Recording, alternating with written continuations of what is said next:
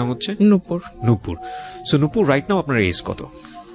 18+। 18+। আপনার জন্মসাল কত? 2001। 2001 এর কোন মাসে? 9 জুন। 9 জুন। আপনি 18+। জি।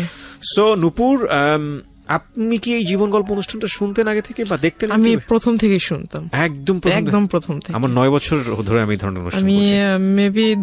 আমি অত বছর ধরে শুনতে পারিনি, বাট আমি বিগত 2 বছর কি আড়াই বছর, মানে আমি তো এর আগে আরেকটা রেডিওতে করতাম, সেখানেও হয়তো বা শুনতেন, রাইট? নাকি শুধু ঢাকা এফএম? মানে ইউটিউবে যেগুলো প্রচার হয়েছে আমি সবগুলো শুনেছি। That's fine. তো যাই হোক, অনেক বড় একটা ইন্ট্রো হয়ে গেল, আমরা বরং আর দেরি না করি আপনার গল্পটা শুনি। শুরু করুন আপনি। আমার বাবা মা দুজনই বাক ও শ্রবণ প্রতিবন্ধী, তারা দুজনই কথা বলতে পারে না। হয়তোবা এটা এই ইস্যুটার কারণে আমার জীবনের এই অবস্থা। ছোটবেলা থেকে আমি ভালোবাসা কি সেটা পাইনি, বাবা মার ভালোবাসা কি, বড় ভাই বোনের ভালোবাসা কি। আমি আসলে বাক এবং শ্রবণ প্রতিবন্ধী কি তারা জন্ম থেকে ছিলেন? আমার বাবা জন্মগত ভাবে, কিন্তু আমার মা এসএসসি কমপ্লিট করেছে, তারপর একটা পারিবারিক অনুষ্ঠানে তার টাইফয়েড জ্বর হয়। পারিবারিক অনুষ্ঠানে আপনার রং খেলা হচ্ছিল, গ্রামের বিয়ের ভিতরে যেমনটা হয়। তো রং নাক মুখ দিয়ে গিয়ে খুব খিচুনি হয়, তারপর টাইফয়েড জ্বর থেকে আসলে তার জবানটা চলে যায়। তারপর অনেক চেষ্টা করা হয়েছিল ডক্টরের কাছে, মানে ততক্ষণ অব্দি খুব দেরি হয়ে যায় এবং রংটা টোটালি ব্রেনের সাথে জমে যায়, যার ফলে আর কোনো তাকে ঠিক করার উপায় ছিল না। ঠিক করার উপায় যদি থাকতো তাও 99% তার মৃত্যুর চান্স ছিল, যার জন্য তাকে এভাবেই মানে রাখা হয়। আমি এখানে একটু বলে নিচ্ছি, ওনার মা আছেন স্টুডিওর বাইরে এবং ওনার গল্পের প্রেক্ষাপটে হয়তো ওনার মা আসবেন এখানে যদি প্রয়োজন হয়। শুধু মা না, ওনার ছোট বোনও আছেন। আপনারা ধৈর্য ধরে পুরো ভিডিওটা দেখবেন এবং একই সাথে পুরো অনুষ্ঠানটা আপনারা শুনবেন প্রিয় শ্রোতা। প্রয়োজন হলে আমরা ওনাদেরকে স্টুডিওতে নিব। আই এম সরি, মানে খুব খারাপ লাগছে শুনতে। তো এই কারণেই মূলত আপনার বাবার সঙ্গে আপনার মাকে বিয়ে দেওয়া হয়েছে? না, আমার মা খুবই সুন্দরী ছিল। আপনার মাকে দেখে আমি বুঝেছি উনি টিনেজে আরো সুন্দর ছিল, তার চুলগুলো খুব সুন্দর ছিল। তার জন্য বিএফডিসি থেকে অনেক প্রপোজাল এসেছিল ফিল্মের জন্য, অভিনয় করার জন্য। হ্যাঁ, তো আমার বাবাও ফিল্ম এফডিসিতে কাজ করতো। তো বাবা অ্যাকচুয়ালি, মা ওখানে যেত, শুটিং দেখার জন্য যেত, কিন্তু তখনই হয়তো বাবার পছন্দ হয়ে যায়, যেহেতু বাবাও কথা বলতে পারতো না, কিন্তু ওনার সাইন ল্যাঙ্গুয়েজটা খুব ভালো ছিল। আচ্ছা। তো বাবা মাকে দেখে পছন্দ করে ফেলে। এক পর্যায়ে আমার মার পিছু করতে করতে আমার বাড়িতে চলে আসে, সে মানে মুখের উপরে বিয়ের প্রপোজাল দিয়ে ফেলে। কিন্তু এখানে আমার বাবা আসলে এটাকে ভালোবাসা বলে কিনা জানি না, বাবা একটা রং করেছিল, আমার দৃষ্টিতে এটা রং। তার প্রথম বিবাহ হয়েছিল, তার বাবা মা মানে আমার দাদা দাদি ফোর্স করে বিবাহটা করিয়েছিল, যার ফলে সে ওটা তার মানুষ বলে না যে আমাকে জোর করে বিয়ে দেওয়া হয়েছে, বাবা মার ইচ্ছাতে বিয়ে করলাম। তো আমার বাবাও সেটা করেছিল, কিন্তু সেই ওয়াইফের প্রতি আমার বাবার মন থেকে কোনো ভালো লাগা ছিল না, যার ফলে সে ছোটবেলাটা কাটিয়েছে ঢাকাতে। তো আমার আম্মুকে সে খুব পছন্দ করতো, আর ওটাই আমার আম্মুকে বলা যায় যে আমার আম্মুকে মন থেকে সে পছন্দ করে বিয়ে করেছে। এটা আমার ফ্যামিলির কেউ জানতো না। যখন আমি আমার আম্মুর পেটে, তখন মেবি বিষয়টা একটু ফ্লাশ হয় যে আমার বাবা এখানে রেগুলার আসে, হঠাৎ কোথায় চলে যায়, কোথায় থাকে সে। আস্তে আস্তে যখন আমার জন্ম হয়, তখন আমার আম্মুর বিয়েতে যারা সাক্ষী ছিল বা বাবার ফ্রেন্ড ছিল যারা কথা বলতে পারে না, সেখান থেকে একটা জিনিস লিক হয় যে তার দেশের বাড়িতে ওয়াইফ আছে, তাদের ছেলে মেয়েও আছে। তখন আমার বাবা আসলে এটা টোটালি খোলসা করে সবার কাছে বলে যে আমি আসলে ওকে ভালোবাসতাম, ওকে যদি এটা বলতাম তাহলে তো তাকে বিয়ে করতে পারতাম না। তখন বিষয়টা আসলে ওপেন হয়। তখন আমার মা খুব রাগারাগি করে, এটা স্বাভাবিক, প্রত্যেকটা মহিলাই করবে। মা সুইসাইড করার চেষ্টা করে, তখন বাবা অনেক বুঝায়। তারপর দুই ওয়াইফকেই বাবা ডিসিশন নেয় যে একই সাথে রাখবে, একই ফ্ল্যাট ভাড়া করে একই জায়গায় রাখবে দুজনকে। এটা আসলে তো কখনো বাংলাদেশের ওয়েদারে সচরাচর এরকম হয় না যে দুইজন ওয়াইফ একসাথে থাকবে, রাজি হবে। তো আমার মা কিছুটা মেনে নিয়েছিল, কিন্তু ওনার ওই আগের ওয়াইফটা একটু অন্যরকম ছিল। উনি আসলে, আমার মা যেহেতু কথা বলতে পারতো না, কিন্তু উনি কথা বলতে পারতো। তো ওনার চাল চলন একটু অন্যরকম ছিল। বাবা আমাকে খুব আদর করতো, বাবা আমার জন্য যা নিয়ে আসতো এগুলো করতে ওই মহিলা আমার আম্মুর অগোচরে নিয়ে তার বাচ্চাদের দিয়ে দিত। আমার মা জিজ্ঞাসা করতো আমার মেয়ের খাবার ওদের দিচ্ছে, দুজনের জন্য তো সমান সমান আনছে। এক পর্যায়ে আমার মাকে, মানে বাবা ছিল না ওই দিন, মা রান্না করতেছিল, মাকে নাকি পিছন থেকে এসে ওই পা বটি দিয়ে মানে জবাই করার জন্য পিছন থেকে আসে। মা যখন পিছনে ঘুরে তখন দেখতে পায় মা তাকে ধাক্কা দিতে গেছে, তখন সিলিন্ডার দিয়ে মানে আমার মার মাথায় আঘাত করে সে। তখন এই বিষয় নিয়ে অনেক ঝগড়াঝাটি হয়। মা এটা নিয়ে একটা মেবি জিডি টাইপের কিছু একটা করেছিল। বাবার সাথে অনেকটা সম্পর্কটা ডিস্টেন্স হয়ে যায়। তারপর আমার নানু মাকে নানুর বাড়িতে এনে রাখে। তখন থেকে আমার জন্মটা আসলে ঢাকায়, আমি তখন থেকে নানুর বাড়িতে। আচ্ছা, দাদার ভালোবাসা কি, দাদুর ভালোবাসা কি, চাচার ভালোবাসা কি, আমি আসলে এগুলো পাইনি। মানুষ বলে না যে কেউ যদি মানুষ হয় দাদার বাড়িতে থাকলেই ভালোভাবে মানুষ হতে পারে, নানা নানির বাসায় থাকলে ওইভাবে মানুষ হওয়া যায় না। আমার সবচাইতে বড় একটা আফসোস হলো যে আমি আমার মাকে কখনো মা বলে রাখতে পারিনি। কেন? কারণ শুনবে কিভাবে সে? যতটুকু শুনে ততটুকু হলো যে মা অন্য সবার সাথে সাইন ল্যাঙ্গুয়েজে কথা বলে। আমার যখন খাবারের সময় হয় তখন আমাকে মানে জান্নাত তো বলতে পারে না, তবে নুপুর শব্দটা একটু বোঝা যায় সে যখন বলে, তো নুপুর বলে ডাকে, ওটা আমি বুঝি। আর আমি যদি তাকে যাই বলবো না কেন সে সবই বোঝে। আমি আমার মার বাবার সবার কথা মানে একদম ভালোভাবে বুঝি। আমি যখন অন্যদের দিকে দেখি যে তারা বাবা মাকে কোনো কিছু চাওয়ার হলে, বাবা আমার এটা লাগবে, বাবা ওটা লাগবে, মাকে বলবে কোনো প্রবলেম হলে বাবা মার সাথে শেয়ার করবে, আসলে আমার লাইফে আমি ওগুলোর কখনো সুযোগ হয়নি। Just because of language barrier. তাছাড়া আমার যেহেতু আমি বড় ছিলাম, আমার পর আমার 3টা ভাই মারা যায়। কি বলো ওটাকে, মানে ডেলিভারি টাইমটা হতো, তখনই আমার আম্মুর মানে জ্বর হয়ে যেত, প্রচুর জ্বর হয়ে যেত। জ্বরের ফলে বেবিটা ভিতরে বয়েল হয়ে যেত, মানে একদম মানে যখন ভূমিষ্ঠ হতো তখন ডক্টর আমাকে দেখিয়েছে। আমার মার হাই প্রেশার, তো আম্মুকে কখনো এটা ডক্টর দেখায়নি, 3টা বাচ্চাই দেখায়নি, আমাকে দেখিয়েছে। আমি কোলে নিয়েছি, যখন হাতে টাচ করেছে চামড়াটা উঠালে এভাবে উপরে উঠতো, ভিতরেই সিদ্ধ হয়ে গিয়েছে। তখন আমার খুব ছোটবেলা থেকে আমার বাবার খুব মানে ছেলের প্রতি খুব আকর্ষণ ছিল যে একটা মেয়ে একটা ছেলে থাকবে। ছোটবেলাটা ওই নানা নানির বাসায় কাটানো। মার ভূমিকা, বাবার ভূমিকা নানা নানি পালন করেছে লেখাপড়া থেকে। মানে আমার এলাকার মানুষ এখনো বলে, যখন আমি খুব রাগারাগি করি বা খুব কষ্ট পাই তখন আমাকে এখনো বলে যে এই এলাকাটাতে কোনো ফ্যামিলিতে এমন কোনো বাচ্চা নেই যার কোনো মানে সম্পূর্ণ চাহিদা কোনো ফ্যামিলি সম্পূর্ণভাবে মানে পালন করেছে বা দিতে পেরেছে। কিন্তু আমার একটা ফ্যামিলি ছিল, মানে নানুর যেহেতু টাকা পয়সা যাই ছিল মোটামুটি খুব ভালোই ছিল, সম্পত্তি যা ছিল এগুলো আমাদের জন্য বিক্রি করে, তার নিজের ছেলের জন্য না করে আমাদের জন্য সে বিক্রি করে আমাদেরকে খাওয়াইছে। এখনো অব্দি মানে আমাদের কোনো কাজ করতে হয় না, বসে বসে খাচ্ছি। মার বিয়ের পর আজ আমার 18+ চলতেছে, প্লাস আমার আম্মু বিয়ের সম্পূর্ণ বয়সটাই তার মার বাসায়। তো আসলে এগুলো তো আসলে খরচের বিষয় আছে, তাই না? এগুলো কয়জনে করে? এগুলো যদি আমি অ্যাভয়েড করি তাহলে এটা আমি আসলে মানুষ বলে গণ্য হব না, যদি এগুলোকে ভুলে যাই। আমার জন্মের পর যেটা বললাম যে আমার বাবার ছেলের প্রতি একটা আকর্ষণ ছিল, আমার মাকে খুব ফোর্স করলো, যেহেতু 3টা ছেলে মারা গেছে, বাবা খুব রাগান্বিত ছিল। আমার পরপর যে বাচ্চাটা মারা যায় সেটার ফলে আমার বাবার একটা সন্দেহ ছিল যে আমার নানি এটা মেরে ফেলেছে। কারণ আমার নানি ভাবতো হয়তো যে আমার মেয়ে এখানে, আবার একটা নাতনি এখানে, আবার একটা বাচ্চা হলে এটার খরচ কে বহন করবে। আমার বাবার একটা ভুল ধারণা ছিল এটা, আমার মনে হয়। বাবা এটা মানে পুলিশ কেস পর্যন্ত গড়িয়ে গিয়েছিল যে আমার শাশুড়ি বাচ্চাটাকে মেরে ফেলেছে, এরকম খুব একটা ঝামেলা হয়। তারপর আমার মা বলে যে এরকম কিছুই না, ওটা একটা দুর্ঘটনা ছিল, অ্যাক্সিডেন্ট। তারপর বাবা খুব ফোর্স করে মাকে পরবর্তী বাচ্চা নেওয়ার জন্য। দুর্ভাগ্যক্রমে মানে হয়ে যায় মেয়ে। দ্যাট মিন আমার যে বোনটা বাহিরে আছে, 3টা বাচ্চা মারা যাওয়ার পরে মেয়ে, 3টা বাচ্চা মারা যাওয়ার পর 16 বছর যখন আমার যখন 16 বছর চলে তখন আমার এই বোনটা। ওকে, ওর বয়স কত এখন? ওর এখন 4 চলতেছে। 4 চলছে। যখন আমরা জানতে পারি যে মেয়ে, যে হসপিটালে মেবি চেক আপ করলে বোঝা যায় যে মেয়ে হবে, তো এই বিষয়টা আমার মা কেন যেন আমার বাবার কাছে বলেনি। মা হয়তো ভেবেছে এটা বলার পর আমার বাবা নারাজ হবে বা ঝগড়াঝাটি করবে। তো আমি আসলে ওই বিষয়টা বুঝিনি, তখন আমি খুব ছোট। বাচ্চা হলো, আমি খুব খুশি যে আমার 3 ভাই আমি নিজের হাতে দেখেছি তাদের লাশটা। তো আমার একটা বোন হবে, আমি খুব খুশি যে ভাই না হলো বোন তো পাবো। বোনটা যেদিন হলো সেদিন হসপিটালে আমি দেখতে গিয়েছি, বাবা বাহিরে ছিল।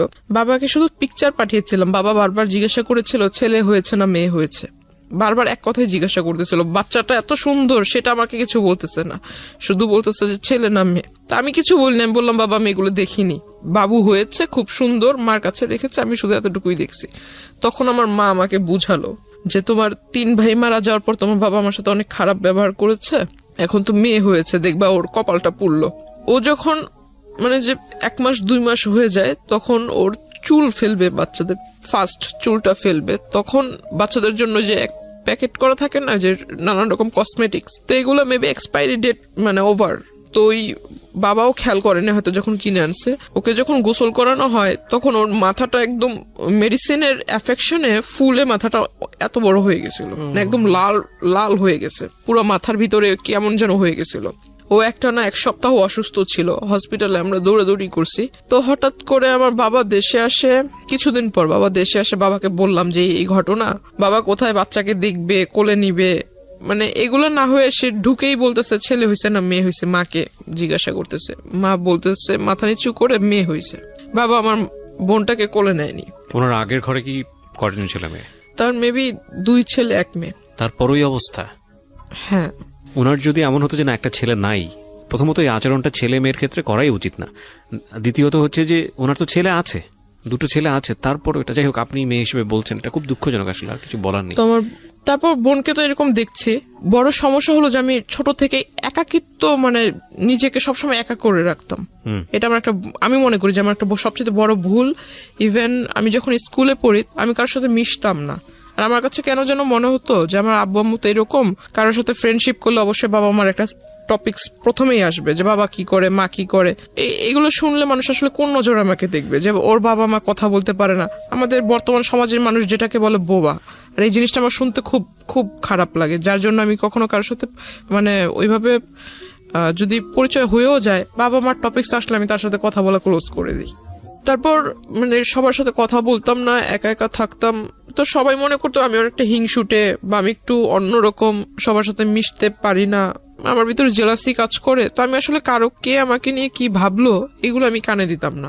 আমার ছোটবেলা থেকেই নামাজের প্রতি একটা আকর্ষণ ছিল, আল্লাহ তাআলার সমস্ত আদেশ নিষেধ এগুলা মেনে চলি ছোট থেকেই। আর আমার ছোটবেলা থেকে কেন জানি ওই যে অ্যারাবিক কালচার যেটা আমার কাছে খুব ভালো লাগে। তো কলেজে উঠলাম, এসএসসির পর যে 3 মাস বন্ধ থাকে, 3 মাসের ভিতরে অনেক ঘোরাঘুরি হয়েছিল, অনেক জায়গায় মানে ঘুরছি। তো হঠাৎ করে একটা বিয়ের প্রপোজাল আসে আমার জন্য। তো ছেলেটা মেবি রাজনীতিতে জড়িত ছিল। তো যখন শুনলাম যে রাজনীতি করে, ঠিক আছে রাজনীতি করে ভালো, বিয়ের পর হয়তো বউকে ভালোভাবে রাখবে, প্রত্যেকটা ফ্যামিলি চায় তার মেয়ে একটা ভালো ভালো ছেলের কাছে বিয়ে হোক। কি করে যেন বাবা খোঁজ নিয়ে দেখে যে ছেলের আসলে মানে ব্যাকগ্রাউন্ড ভালো না, নেশা টেশা করে, তো এজন্য ওটা রিজেক্ট হয়ে যায়। তারপর ওই ছেলেটা করে কি, মানে রিজেক্ট তো আমার বাবা মানে বললো, বাবার দ্বিমত ছিল। তো ওই ছেলেটা আসলে মানে পরে একটা আমার এলাকাতে ওর পরিচিত কোনো লোক টোক দিয়ে পরে বলে যে আমার নাকি মানে বিয়ের মানে সাংসারিক জীবনে যাওয়ার মতো আমার ভিতরে মানে কি বলে এটাকে সক্ষমতা বা এরকম কিছু নাই। কে বলে এটা? মানে ওই লোকটা বলে। আচ্ছা, যার সঙ্গে বিয়ে হওয়ার কথা। হ্যাঁ হ্যাঁ। তারপর আমার শুনতে মানে যখন শোনার পর আমি আর বাড়িতে কিছু বলিনি, বললাম যে এই লোকের সাথে তো আর আমার বিয়ের সম্বন্ধটা আগায় নেই বা ওইরকম কোনো কথা হয়নি, জাস্ট দেখা সাক্ষাৎ হয়েছে, বাসায় আসছে দেখার জন্য, ওই পর্যন্তই, তাহলে এই বিষয় নিয়ে আর আগায় দরকার কি। ওই বিয়ের প্রস্তাবটা ওটা সবকিছু আমরা ভুলে গেলাম। তারপর আমি ভাবলাম যে সামনে কলেজে ভর্তি হতে হবে, কলেজে যাব, আর নতুন কলেজ, নতুন এরিয়া।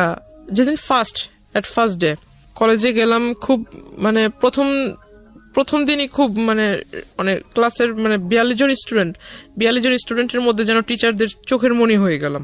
কলেজ স্টার্ট হওয়ার 2.5 থেকে 3 মাসের ভিতরে আমার ফোনের ভিতরে একটা ফোনের মেসেঞ্জারের ভিতরে একটা নক আসে, রিকোয়েস্ট আসে যে ওই কেউ কাউকে মানে অ্যাট ফার্স্ট আপনার ফ্রেন্ড রিকোয়েস্ট পাঠায় নেই, কিন্তু মেসেঞ্জারে যে রিকোয়েস্টটা করে, মেসেজের রিকোয়েস্ট সেটা করে। তো আমি আসলে দেখতে পাই মানে আমার একটা রাজনৈতিক যে প্রেক্ষাপটটা, আমার ছোটবেলা থেকে কেন যেন মনে হতো যে আমি বড় হয়ে লেখাপড়া করে ইচ্ছা ছিল যে আমি এগুলো করব।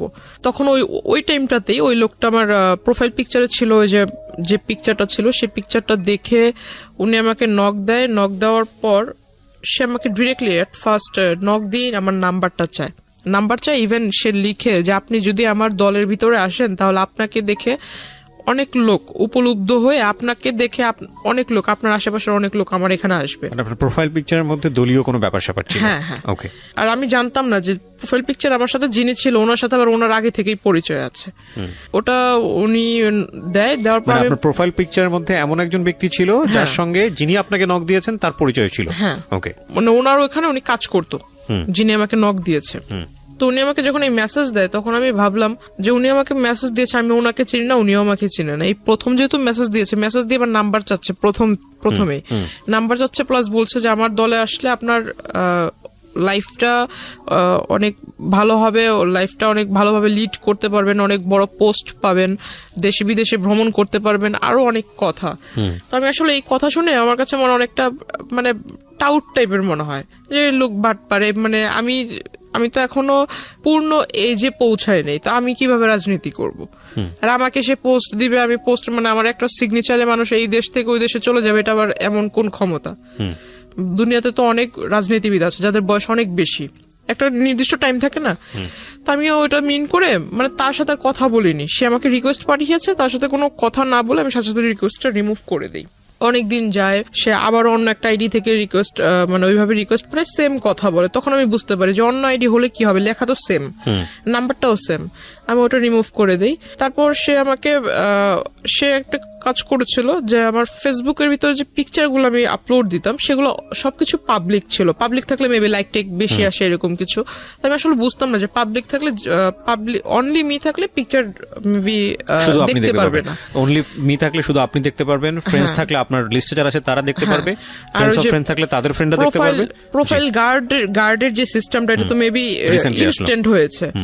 তো তখন প্রোফাইল পিকচারে ওইরকম লকটক সিস্টেম ছিল না, পিকচারটা সে ডাউনলোড করে রেখেছে, ডাউনলোড করে মেবি ওই যে প্রিন্ট আকারে বের করেছে। তারপর আমার ওখানে ইউনিফর্ম পরা কিছু ছবি ছিল, ইউনিফর্মের সাথে আপনার যে আইডি কার্ডের যে লেসটা হয়, লেসের ভিতরে কলেজের নাম ছিল, সে সমস্ত কিছু ডাউনলোড করে মানে টোটালি অ্যাডভান্স ছিল, কোন পিকচারে কত মানে কোন ডেটে কোন পিকচার ছেড়েছি, আজকে একটা পিকচার ছেড়েছি, যে কমেন্ট করেছে সে কালকের পিকচারও করেছে, হ্যাঁ সমস্ত কিছু সে নোট করেছে, প্লাস স্ক্রিনশট রেখেছে কারা কারা মানে রেগুলার কমেন্ট করে, লাইক করে, প্লাস ওইখানে আপনার লাইক, কমেন্ট এন্ড স্মাইলি দেওয়ার সিস্টেম আছে, লাভ চিহ্নর মেবি একটা রিঅ্যাকশন আছে, ওইরকম কারা কারা দেয়, হ্যাঁ সমস্ত কিছু। সে একটা মানে তার একটা স্বভাব ছিল কি সবকিছু লিখে, মানে কাগজ কলম তার কাছে মানে সবকিছু লেখার ভিতরে সে এক্সপার্ট ছিল।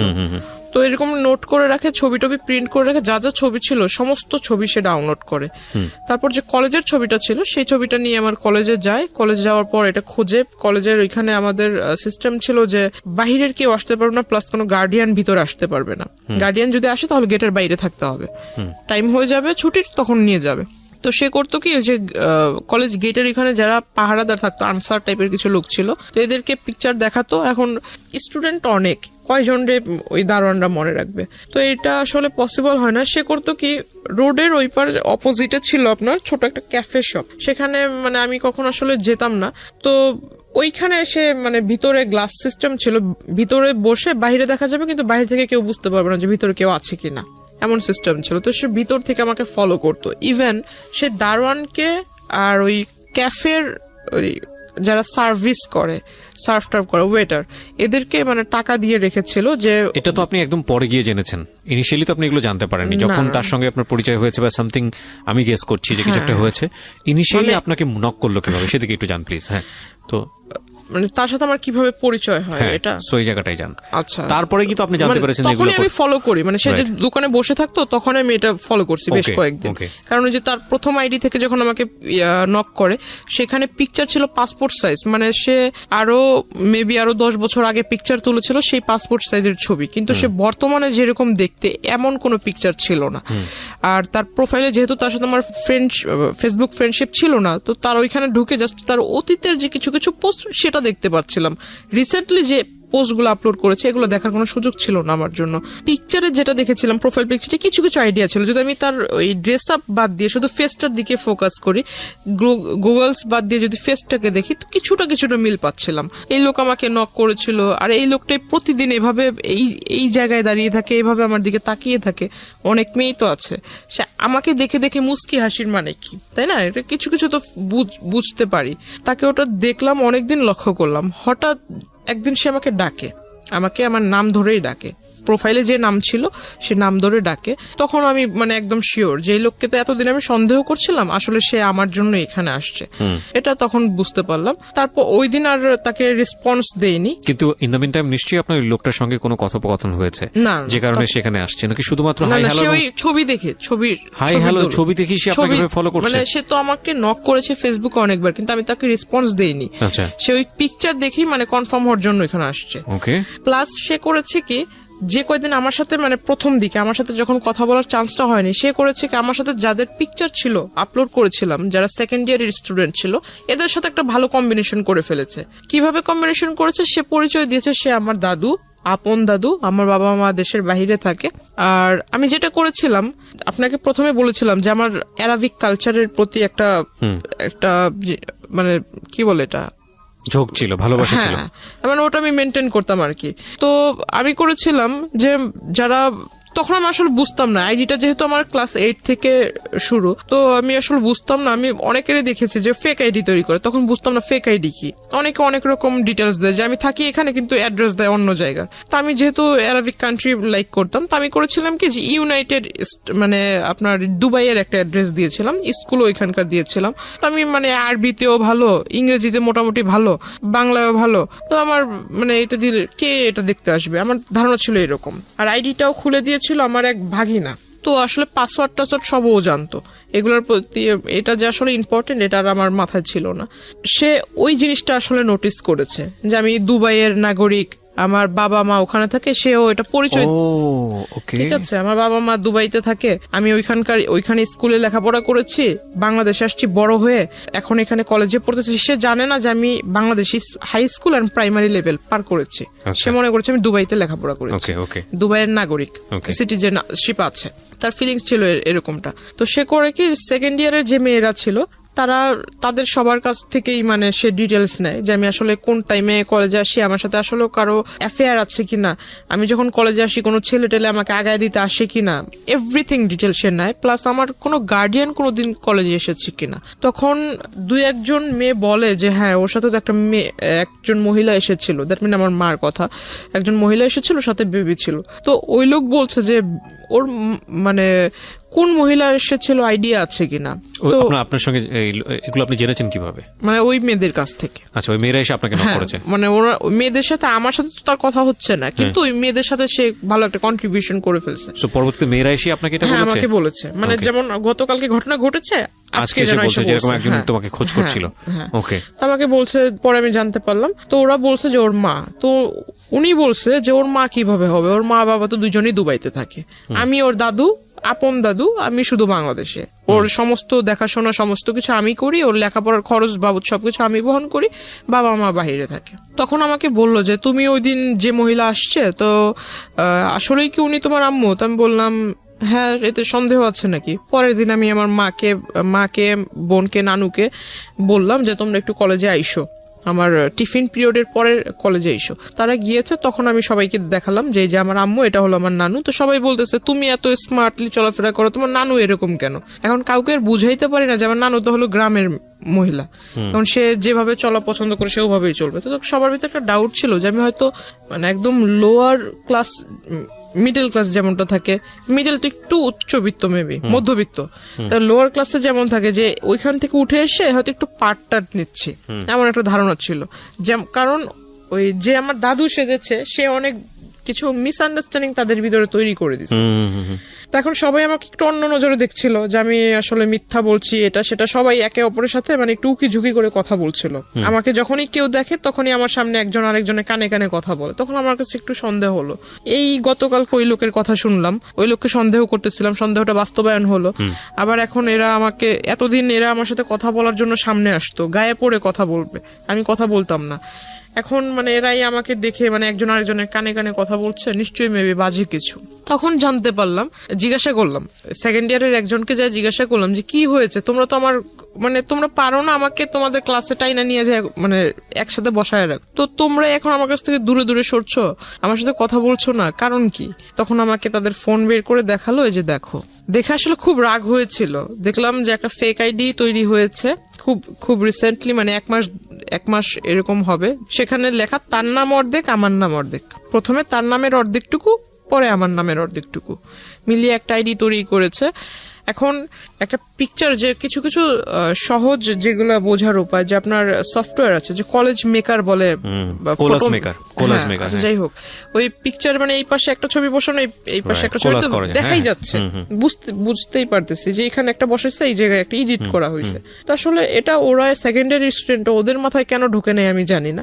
তখন আমি বললাম এটা তো তোমরা নিজেরাই দেখছো যে পিকচারটা এরকম করে বসানো হয়েছে, তো এটা আসলে যেভাবে বলছো এরকম তো ঠিক না। আর তোমরাই বলতেছো ওই লোক তোমাদের কাছে পরিচয় দিচ্ছে আমার দাদু, তারপরে এইখানে লেখা যে হাজবেন্ড ওয়াইফ, তাহলে তোমরা এটা কিভাবে মানছো? ওইখানে লেখা ছিল হাজবেন্ড ওয়াইফ। হ্যাঁ, হাজবেন্ড ওয়াইফ, তার সাথে আমার অনেক আগের থেকে রিলেশন, সে আমাকে বিয়ে করবে, বিয়ে করে নাই, বিয়ে করবে, কিন্তু হাজবেন্ড ওয়াইফ, ওই যে এঙ্গেজ করলে মানুষ বলে না যে অলরেডি বিয়ে হয়ে গেছে, এরকম টাইপের, যে কাবিন টাবিন করে যখন আংটি পরালে মেবি এরকম কিছু একটা ইন রিলেশনশিপ রেখা ছিল এরকম। তো আইডিটার ভিতর বেশি কয়েকটা ছবি ছিল না, তবে আমার প্রোফাইলে যে কিছু ছবি ছেড়েছিলাম এখান থেকে কিছুটা ওইখানে দেখেছি। তখন পর্যন্ত ওই লোকটার সঙ্গে আপনার কোনো কথা হয়নি। তারপরে যে আমি তার সাথে মানে একটা আগ্রহ জাগলো, তার সাথে এবার কথা বলবো আমি, এতদিন সে আমাকে ফলো করছিল, এবার আমি তার সাথে মানে সামনাসামনি কথা বলবো। তখন আমি তার আইডিতে নক দেই। আইডিতে নক দেওয়ার ফলে সে আমাকে ডিরেক্টলি বলে যে আমি আইডিতে কথা, মেসেঞ্জারে কথা বলবো না, নাম্বার দেন, নাম্বারে ফোনে কথা বলবো।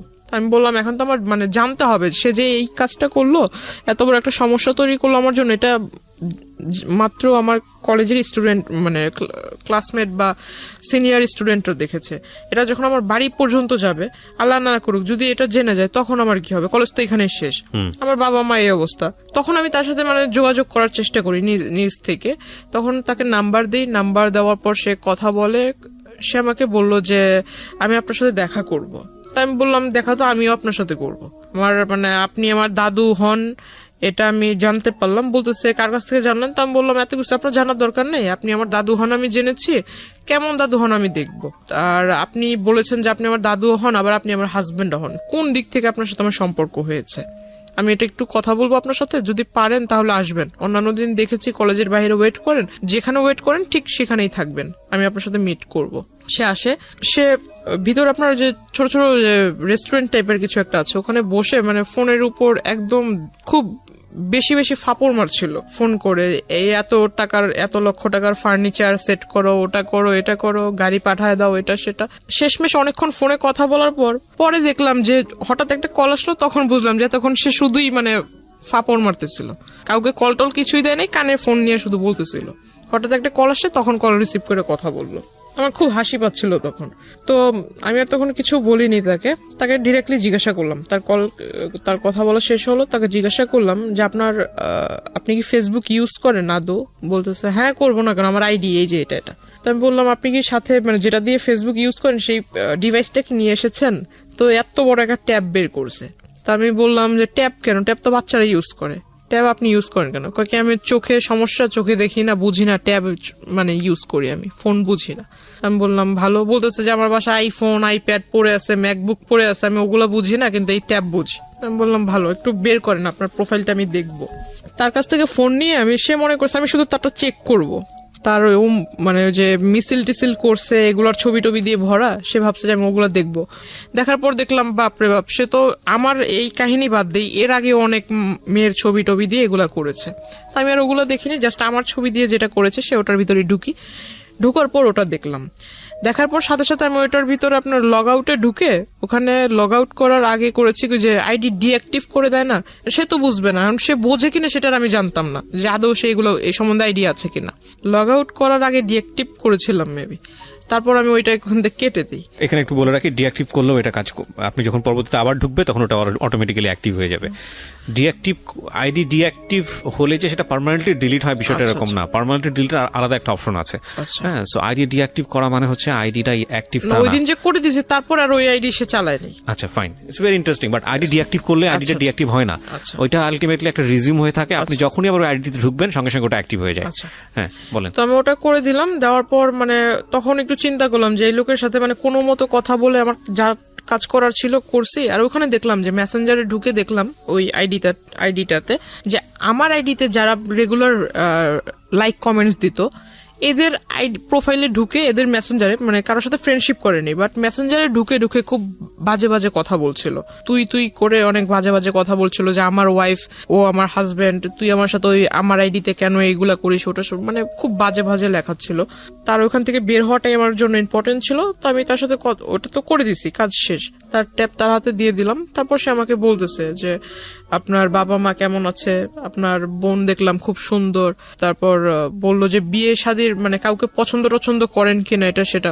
তো আমি বললাম আপনি আমার কলেজের যা পরিচয় দিয়েছেন আপনি আমার দাদু, তো আমাকে এখানে আপনি আপনি বলার দরকার নেই, তো তুমি করে বলেন, দাদু তো আপনি আমাকে নাতনি বলে ডাকেন, আমি আপনাকে দাদু বলে ডাকবো। তো ওইখান থেকে সে খুব মানে বিষয়টাকে খুব ফানি নিয়েছিল, কিন্তু আমার ভিতর তো খুব রাগ হচ্ছে। সে খুব হাসতেছে মানে জোরে জোরে। সে কফি অর্ডার করলো, কফি অর্ডার করার পর সে কফির বিল আসছে 100 টাকা, সে 100 টাকা দিতে পারে না, 20 টাকার জন্য মানে ঝগড়া লেগে গেছে কফি শপের লোকদের সাথে। সে ওখান থেকে মানে আমার ওখান থেকে আমি টাকা দিয়ে দিলাম, চলে আসলাম তাকে নিয়ে। তারপর আমি বাসায় আসবো, রিক্সা নিব, তখন আমাকে মানে সে 100 টাকা হাতে ধরায় দিবে যে এটা আপনি নিয়ে যান হাত খরচ। তাই আমি বললাম যে আপনি 20 টাকা ওখানে দিতে পারলেন না, আপনি আমাকে 100 টাকা দিচ্ছেন হাত খরচ। তো বলতেছে না এটা কফির দাম আর কয় টাকা। কাজ ছিল যেটা আসলে সে কাজটা যে করেছে তার এখান থেকে করেছে কিনা আমার এটা দেখার প্রয়োজন ছিল। প্লাস যদি আমার মাথায় টেন্ডেন্সি ছিল যদি এটা সে তার ডিভাইস থেকে করে থাকে, সেই ডিভাইস যদি তার সাথে থাকে আমি সেটা ওখান থেকে ডিলিট করে দিব, গেল এই প্রবলেম। সে যদি মানে নেটওয়ার্কিং সাইটে যদি ভালো জ্ঞাত থাকে তাহলে ভালো, আর যদি জ্ঞাত না থাকে তাহলে এটা আমার জন্য প্লাস পয়েন্ট।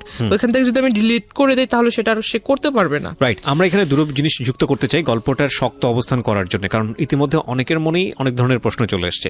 এই লোকটার সঙ্গে এই যিনি আজকে আমাদের এখানে আছেন গেস্ট, জান্নাতের মূল যে জায়গাটা থেকে সম্পর্ক, ঠিক সম্পর্ক না মানে এই ধরনের যে আদান প্রদান হচ্ছে বা এক ধরনের যোগাযোগ তৈরি হয়েছে, সেটার মূল কারণটা হচ্ছে জান্নাতের একটা পলিটিক্যাল ব্যাকগ্রাউন্ড আছে যেটা আমরা এখানে রিভিল করিনি, এবং সে চাইতো পলিটিক্স করতে, যে কারণে তার প্রোফাইল পিকচারে সে যাদের সাথে মুভ করেছে সেই সব মানুষদের ছবি ছিল, এবং যেই ভদ্রলোকটি তাকে নক দিয়েছে তিনিও পলিটিক্সের সঙ্গে জড়িত ছিলেন, এবং তিনি ওই তার এরিনার হওয়ার কারণে ওর প্রোফাইলে নক দিয়েছে।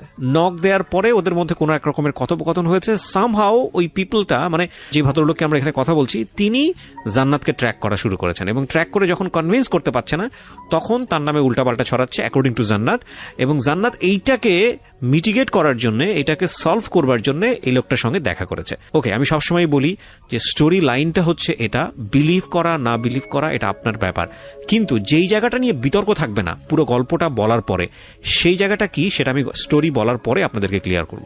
জি, ওইখান থেকে আমি বাসায় চলে আসি, তার টাকাটা তাকে ফিরিয়ে দিয়ে বাসায় চলে আসি। তারপরের দিন সে আবারও সেম টাইমে, আমার যে ছুটির টাইমটা ছিল, ছুটির টাইমে সে কলেজের ওখানে আসে। তারপর তাকে আমি আসলে বললাম যে আসলে আপনি দাদুর পরিচয় দিয়েছেন, এটা আসলে খারাপ কিছু না। দাদু সেকেন্ডে তো আপনি মিট করেছেন তার সঙ্গে, মানে সে কলেজের ওখানে আসছে পরের দিন, তারপর আপনি দেখা করেছেন, পরের দিন আসছে। আমি কলেজ থেকে যখন বের হই আমার সামনাসামনি হয়েছে। আমার বাসে উঠলাম, বাস ছিল, বাসে উঠলাম, ওঠার পর সে আমাকে ডাক দিয়েছে। প্রথমে আমি আসলে এটা যেহেতু আমার কাজ যতটুকু ছিল আগের দিন তো আমি করেই দিছি, তারপর তার সাথে কিসের কথা বলা। তো আমি বাসে উঠে গেছি, সেও পিছন পরের বাসে উঠছে, ওই বাসে আর জায়গা ছিল না, পরের বাসে উঠছে। কিন্তু আপনার যে সে এত বড় একটা ক্ষতি করলো বা এরকম একটা কাজ করলো, আপনি তাকে কিছুই বললেন না? না, আমার থটটা ছিল যে আমি বাড়িতে কোনোভাবে না জানুক, কারণ বাড়িতে যদি একবার জানাজানি হয়, প্রিন্সিপাল আমার কলেজের টিচারের মাধ্যমে আমার ফ্যামিলির লোক জানবে, যে আমাকে ভর্তি করতে সহায়তা করছে তার কানে যদি বিষয়টা চলে যায় তাহলে আমার লেখাপড়া ওখানেই বন্ধ হয়ে যাবে। তো আপনি তাকে এটা বললেন না যে আপনি নেক্সট টাইম এই কাজটা করবেন না, বা এরকম বিষয়টা যদি আমার বাড়িতে জানে তাহলে তো আমার কলেজেই বন্ধ না। কিন্তু যেই লোকটা আপনার এই কাজটা করলো তাকে কি কিছু বলেছিলেন যে আপনি এই কাজটা কেন? তাকে যে এখন বলবো। আচ্ছা, ওকে। তারপর আমি বাসে উঠলাম, সে ওই বাসে জায়গা পায়নি, পরের বাসে উঠেছে। তো এখানে নামলাম, সেও মানে একদম তাড়াহুড়া করে নেমে আমার মানে সামনে আসছে, বলতেছে যে একটু কথা বলে যান। আমি বললাম দেখেন আপনি আমার দাদু হিসেবে পরিচয় দিয়েছেন, ভালো কথা, আপনি যে কাজটা করেছেন মানে সে মনে করছেন বিষয়টা আসলে এখনো জানি না, সে যে কাজটা করেছেন বিষয়টা জানিই না এটা ভেবেছে। তো আমি তাকে বললাম যে কাজটা করেছেন কাজটা করা ঠিক হয়নি। যদি আপনার সন্তানের জায়গায় আমি নিজেকে রেখে বলি তাহলে আপনি নিজের সন্তানের মতো কারোর সাথে এরকম কিছু করতে পারতেন, বা আপনার সন্তানের সাথে যদি এরকম কেউ করতো আপনি কোন দৃষ্টিতে দেখতেন, আপনি কি করতেন? আপনি যখন এই কাজটা করেছেন আপনার মাথার ভিতরে কি বিবেকের লোপ পেয়েছিল? সে বলতেছে আমি এমন কি কাজ করেছি, আমি তো এমন কিছু করিনি। তখন আমি আমার ফোন থেকে ওই আইডিটা বের করে তাকে দিলাম, এটা কি করেছেন, সে বলতেছে আমি করিনি। তখন তো আইডি ডিঅ্যাক্টিভ, আপনি কিভাবে বের করলেন?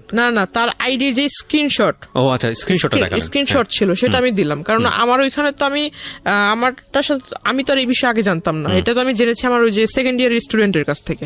তো আমি এটা দেখালাম, দেখানোর পর বলতেছে না আমি এটা করিনি, এটা হয়তো অন্য কেউ করছে। তো আমি বললাম আপনার আর আমার সম্পর্ক কি, এটা আমি নিজেই জানি না।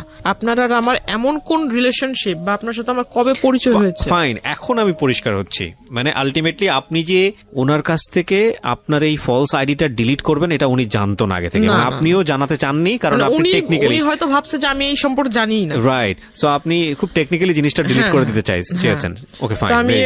আমি তাকে যখন দেখাই স্ক্রিনশটটা, সে বলতেছে যে না আমি এটা করিনি। তো আমি বললাম যে দেখেন, মানুষ মানেই মরণশীল, মরতে হবে।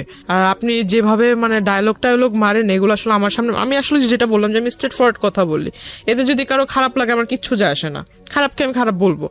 আমি তাকে মুখের উপরে বলছি যে এইসব ভণ্ডামি ছেড়ে ভালো হন, রাজনীতি করেন বলে যে আপনার প্রভাব আমাকে খাটাবেন বা আপনি আমাকে উমুকের ভয় দেখাবেন, আমি কিন্তু এতে ভয় পাবো না, আর এইসব কথা আমাকে বললেন না। আর যে কাজটা করেছেন কাজটা মোটেও ঠিক হয়নি, আপনাকে আমি সাবধান করব কিভাবে সেটা জানি না, তবে আমি আপনাকে অ্যালার্ট করবো যে আপনি এই কাজটা কখনো করেন না। আপনার কাছে একটা রিকোয়েস্ট থাকবে যে আমার কলেজের এখানে সেইভাবে মানে মানুষের সামনে নাম ধরে ডাকা, এই জিনিসটা আমার নিজের কাছেও খারাপ লাগে, আর অন্য 10 জন দেখলে সে তো ভালো কিছু ভাববে না খারাপ ছাড়া। যেহেতু আমি মেয়ে, ছেলে হলে এক কথা। বয়সে উনি কি দাদুর মতোই ছিল? 65। ও ওকে, উনি 65, আপনি 16 তখন, রাইট। কিন্তু সে নিজেকে মানে সে আমার সাথে যখন মিট হয় তখন নিজেকে মানে একদম ওই যে টিনেজারদের মতো, মানে কেউ ড্রেস আপ চেঞ্জ করলে তো আর সে টিনেজার হবে না। ওকে, বোঝা যায় আর কি জিনিসটা। হ্যাঁ, ড্রেস আপ, হ্যাঁ ওইরকম ড্রেস আপ করে আসতো। এগুলো তাকে বললাম, বলার পর সে আসলে হেসে উড়াইয়া দিল। মানে সে বলতেছে যে ঠিক আছে, তাহলে যেহেতু তুমি সবকিছু জানতে পেরেছো আর আমি একটা ভুল করেছি, তাহলে এটা কিভাবে মাফ চাইবো? সবার সামনে এই মানে এই মুহূর্তে রাস্তায় সবার সামনে কি পা ধরে মাফ চাবো? আমি বললাম যে এটা আপনি মূর্খর মতো কথা বলেন কেন? এমন একটা কাজ করেছেন, আপনার তো মানে লজ্জিত হওয়া উচিত, লজ্জা পাওয়া উচিত। আপনি আমাকে ভালোভাবে বলতে পারেন যে আমার ভুল হয়েছে, আমি জিনিসটা ভুল করে ফেলছি। আর আপনি যেভাবে বলছেন এটা তো আসলে মানে ভালো মানুষের মতো কথা হচ্ছে না। তাকে বলার পর তারপরও তার কোনো মানে ফিলিংস ছিল না যে আমি একটা অন্যায় করেছি এটা। তাকে আমি ওইখান থেকে আমি চলে আসি, তার সাথে আর কথা বলিনি। পিছন থেকে অনেক ডাক ছিল, আমি আর তার কথা সাড়া দেইনি, রিক্সায় করে চলে আসি। তার পরের দিন সে আসেনি। ওই দিন আমার কিছু মানে ক্লাসমেট ওরা আবার ওই যে আসার সময় আপনার ওইখানে স্ট্রিট হকাররা বসতো, আবার স্ট্রিট ফুড টুটও ভালো ছিল। তো ওরা করতো কি, ওইখানে একটা ঢালে এসে খাবার খেত, আইসক্রিম টেসক্রিম এগুলো সবাই আড্ডা দিত। তো আমাকে বলতেছে যে ঠিক আছে চলো, আজকে তোমার সাথে তো আমাদের ওইভাবে পরিচয় হয়নি বা ওইভাবে কথা টথা হয়নি কখনো, আমাদের সাথে চলো একটু, আধা ঘন্টা লেট হলে কিছু হবে না। তো আমার বাড়ি থেকে একটা ছিল, যখন কলেজ ছুটি হয়ে যাবে তার আধা ঘন্টার ভিতরে বাড়িতে থাকতে হবে। এখন সব সময় তার এটা পসিবল হয় না, কারণ রাস্তা যদি জ্যাম থাকে আধা ঘন্টা একটু ওভারও হইতে পারে। একটু ওভার হইলে আমার বাসা থেকে আবার একটু রাগারাগি করতো, অন্য কিছু ভাবতো। তো আসলে পরে আমি ওই দিন একটু দেরি হয়ে গেছিল, ওই দিন 2টার মতো বেজে যায়। তারপর আমি বাসা থেকে ওইখান থেকে রিক্সা নিয়ে চলে আসি, বাসায় চলে আসি। বাসা থেকে জিজ্ঞাসা করলো, পরে বললাম এই কাহিনী।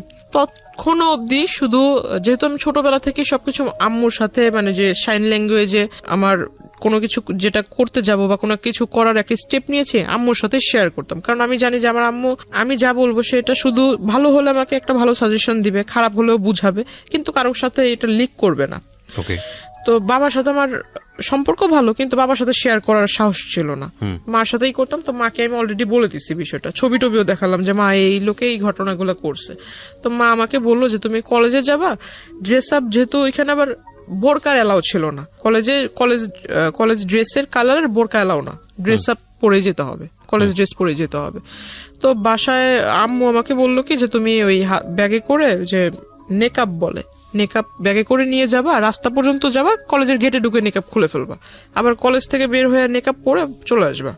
যাতে কেউ ফেস না দেখে। তো ওটা করলাম। এখন মানুষ, আমার মাথায় এটা ছিল না যে মানুষের চোখ দেখলেও মানুষকে চেনা যায়, যে আসলে চোখ দেখলে বোঝা যায় যে আমি ওই মানুষটাই এটা। তো সে কিভাবে আমার মানে ফলো করে ফেলছে ওই অবস্থাতেই। আমার নেকআপ টেকআপ বাঁধা ছিল, বাসে উঠছি, বাসে উঠে সনি হলের ওখানে নেমেছি, রিক্সায় দিয়ে 1 নম্বরে মাজার রোডে ঢালে চলে আসছি। সে দৌড়াইতে আসছে পিছন থেকে। এখানে একটা জিনিস খেয়াল রাখবেন প্রিয় শ্রোতা, ওনার না আছে কোনো আপন বড় ভাই, না আছে বাবার দিক থেকে কোনো হেল্প, মা আছেন তিনি আসলে বাক প্রতিবন্ধী, নানা এবং নানু বয়স হয়ে গেছে তাদের। সুতরাং এরকম একটা মেয়ে এরকম একটা বখাটে লোকের দ্বারা প্রতিনিয়ত হ্যারাসমেন্টের শিকার হচ্ছে। অ্যাকর্ডিং টু হার ওয়ার্ডস, যদি আমরা তাকে বিলিভ করি, তাকে তো একটা শেল্টার দিতে হবে, তাকে তো একটা সাপোর্ট দিতে হবে। অন্যান্য ভাই বোনদের ক্ষেত্রে হলে হয়তো এরকম হতো যে ভাইটা সাথে যাচ্ছে বা মাটা সাথে যাচ্ছে, তাকে গার্ড দিয়ে নিয়ে আসছে। ওর ক্ষেত্রে সেটা সম্ভব ছিল না। সো এগুলো একটু খেয়াল রাখবেন। জি বলেন। তারপর তো ওখান থেকে মানে চলে আসছি, সে পিছন থেকে দৌড়ায় আসছে। দৌড়ায় এসে মানে যে রিক্সার যে হুড যেটাকে বলে, এটা পিছন থেকে এরকম টান দিয়ে ধরছে। তো রিক্সাওয়ালা পিছনে যখন তাকাইছে, ওই লোক হঠাৎ করে সামনে এসে বলতেছে যে তোমার সাথে আমার কিছু কথা ছিল। তাই আমি বললাম, এটা কোন ধরনের সভ্যতা? আপনি মাঝ রাস্তার ভিতরে এরকম করে আসছেন, আর একটু পরে একটু আগায় গেলে আমার নদী পার হতে হবে। তো ওখানে আমার মানে দেখা গেছে আমাদের ওই পার থেকে অনেক লোক আসা যাওয়া করে। কোন একটা লোক যদি মানে দুর্ভাগ্যবশত দেখে ফেলে এরকম, আপনাকে আমি চিনি না, আপনি আমাকে ওইভাবে চিনেন না, এটা কিন্তু অন্য কেউ বুঝবে না, নিশ্চয়ই খারাপ একটা ধারণা করবে। আপনি এই কাজটা করছেন, এটা আসলে ভালো না। তাকে বুঝালাম। তো বলতেছে যে তুমি যদি এখন এখানে কথা না বলো তাহলে আমি কোনো কিছু একটা করে ফেলবো। তা আমি বললাম, আপনি কি করবেন না করবেন এটা আপনার বিষয়, এটা আমার কাছে তো বলে লাভ নেই। তো বলতেছে না, আমি কোনো কিছু একটা করে ফেলবো। তো আমি আসলে তার কথা মানে সে আমার এজে বড়, যদিও বড় ছিল, আমি তার আসলে এই জায়গায় মানে এরকম ধাক্কা দিই। আমি রিক্সাওয়ালাকে বলি যে তুমি যত তাড়াতাড়ি পারো যে টেনে চলে যাও, এই জায়গাটা তুমি পার করো যত তাড়াতাড়ি। তো ওইখান থেকে ওই দিন সে আমাকে পিছন থেকে আর কি বলছিল, খুব চিৎকার করে বলতেছিল যে তোকে আমি দেখে নিব, তোর এই কিসের এত তোর গৌরব, কিসের এত বাহাদুরি, এগুলো আমি দেখে নিব। প্রিয় শ্রোতা, এখানে একটা বিষয় আপনাদেরকে পরিষ্কার করতে চাই, বা জান্নাতের আজকের এই জীবনের জন্য জান্নাতের ভাষ্য অনুযায়ী যে ব্যক্তিটি দায়ী, আমরা তার নাম পরিচয় এখানে উপস্থাপন করছি না, যেহেতু এটা ইনভেস্টিগেটেড শো না। কিন্তু অনুষ্ঠানের শেষে গিয়ে তাকে ফোনে কানেক্ট করব, তার নাম পরিচয় গোপন রেখেই আমরা তাকে ফোনে কানেক্ট করব এবং তার বক্তব্য আমরা আজকে আপনাদেরকে শোনাবো। জান্নাতের জীবনের জন্য এই জায়গাটায় দায়ী, তার সঙ্গে আমরা কথা বলবো একেবারে অনুষ্ঠানের শেষে। সুতরাং সঙ্গে থাকবেন আশা করছি। সে আসলে কি করবে এমন, আর সে যদি ওই রকম রাজনৈতিক নেতাই হয়, বড় কোনো রাজনৈতিক নেতা হয়, তো প্রত্যেকটা বড় রাজনীতিবিদ মনে করে যে আমি একটা কিছু করতে যাব, এটা যাতে পাবলিশ না হয়। তার রাজনৈতিক ক্যারিয়ার আছে। তো এই লোক যদি অত বড় নেতাই হয় তাহলে সেই রাস্তার ভিতরে এগুলো করবে কেন? দ্য পয়েন্ট ইজ দ্যাট আপনারও তো রাজনীতির ব্যাকগ্রাউন্ড ছিল, এবং আপনার সম্পর্কে আমি যতটুকু জানি তাতে আপনার যে আত্মীয় স্বজন তারাও মোটামুটি হাই অফিসিয়ালস। তো আপনি কেন তখন একটা স্টেপ নিচ্ছিলেন না? যেহেতু আপনি যে রাজনীতি করতে চান, যে দলের রাজনীতি করতে চান, সেই দলেরই রাজনৈতিক পরিচয় উনি দিচ্ছে। তো আপনি তখন কেন একটা স্টেপ নিচ্ছিলেন না? কারণ এটা তো এক্সিট লেভেলে চলে যাচ্ছে। জিনিসটা আসলে হাইড করে রাখতে চাচ্ছিলাম। সামহাও এটা হলে আপনার লেখাপড়া বন্ধ হয়ে যাবে। কারণ আমার 2 মাস পর পরীক্ষা, ফার্স্ট সেমিস্টার। রাইট। আমি আসলে কোনো মতো মানে ওনার কাছ থেকে পিছু ছাড়াতে চাচ্ছিলাম। ততদিনে এই ভদ্রলোকটাকে আপনার উইকনেস গুলো বুঝে গেছে যে আপনি এটা হাইড করতে, আগে থেকেই নোট করেছে। ইভেন আমি ওই দিন যেটা জানতে পারলাম, আমি যখন তার এখানে ধাক্কা দেই, তার শোল্ডারে যখন ধাক্কা দেই, সে আমাকে যে পিছন থেকে যে বলেছিলাম, তো এই জিনিসটা ইগনোর করেছি।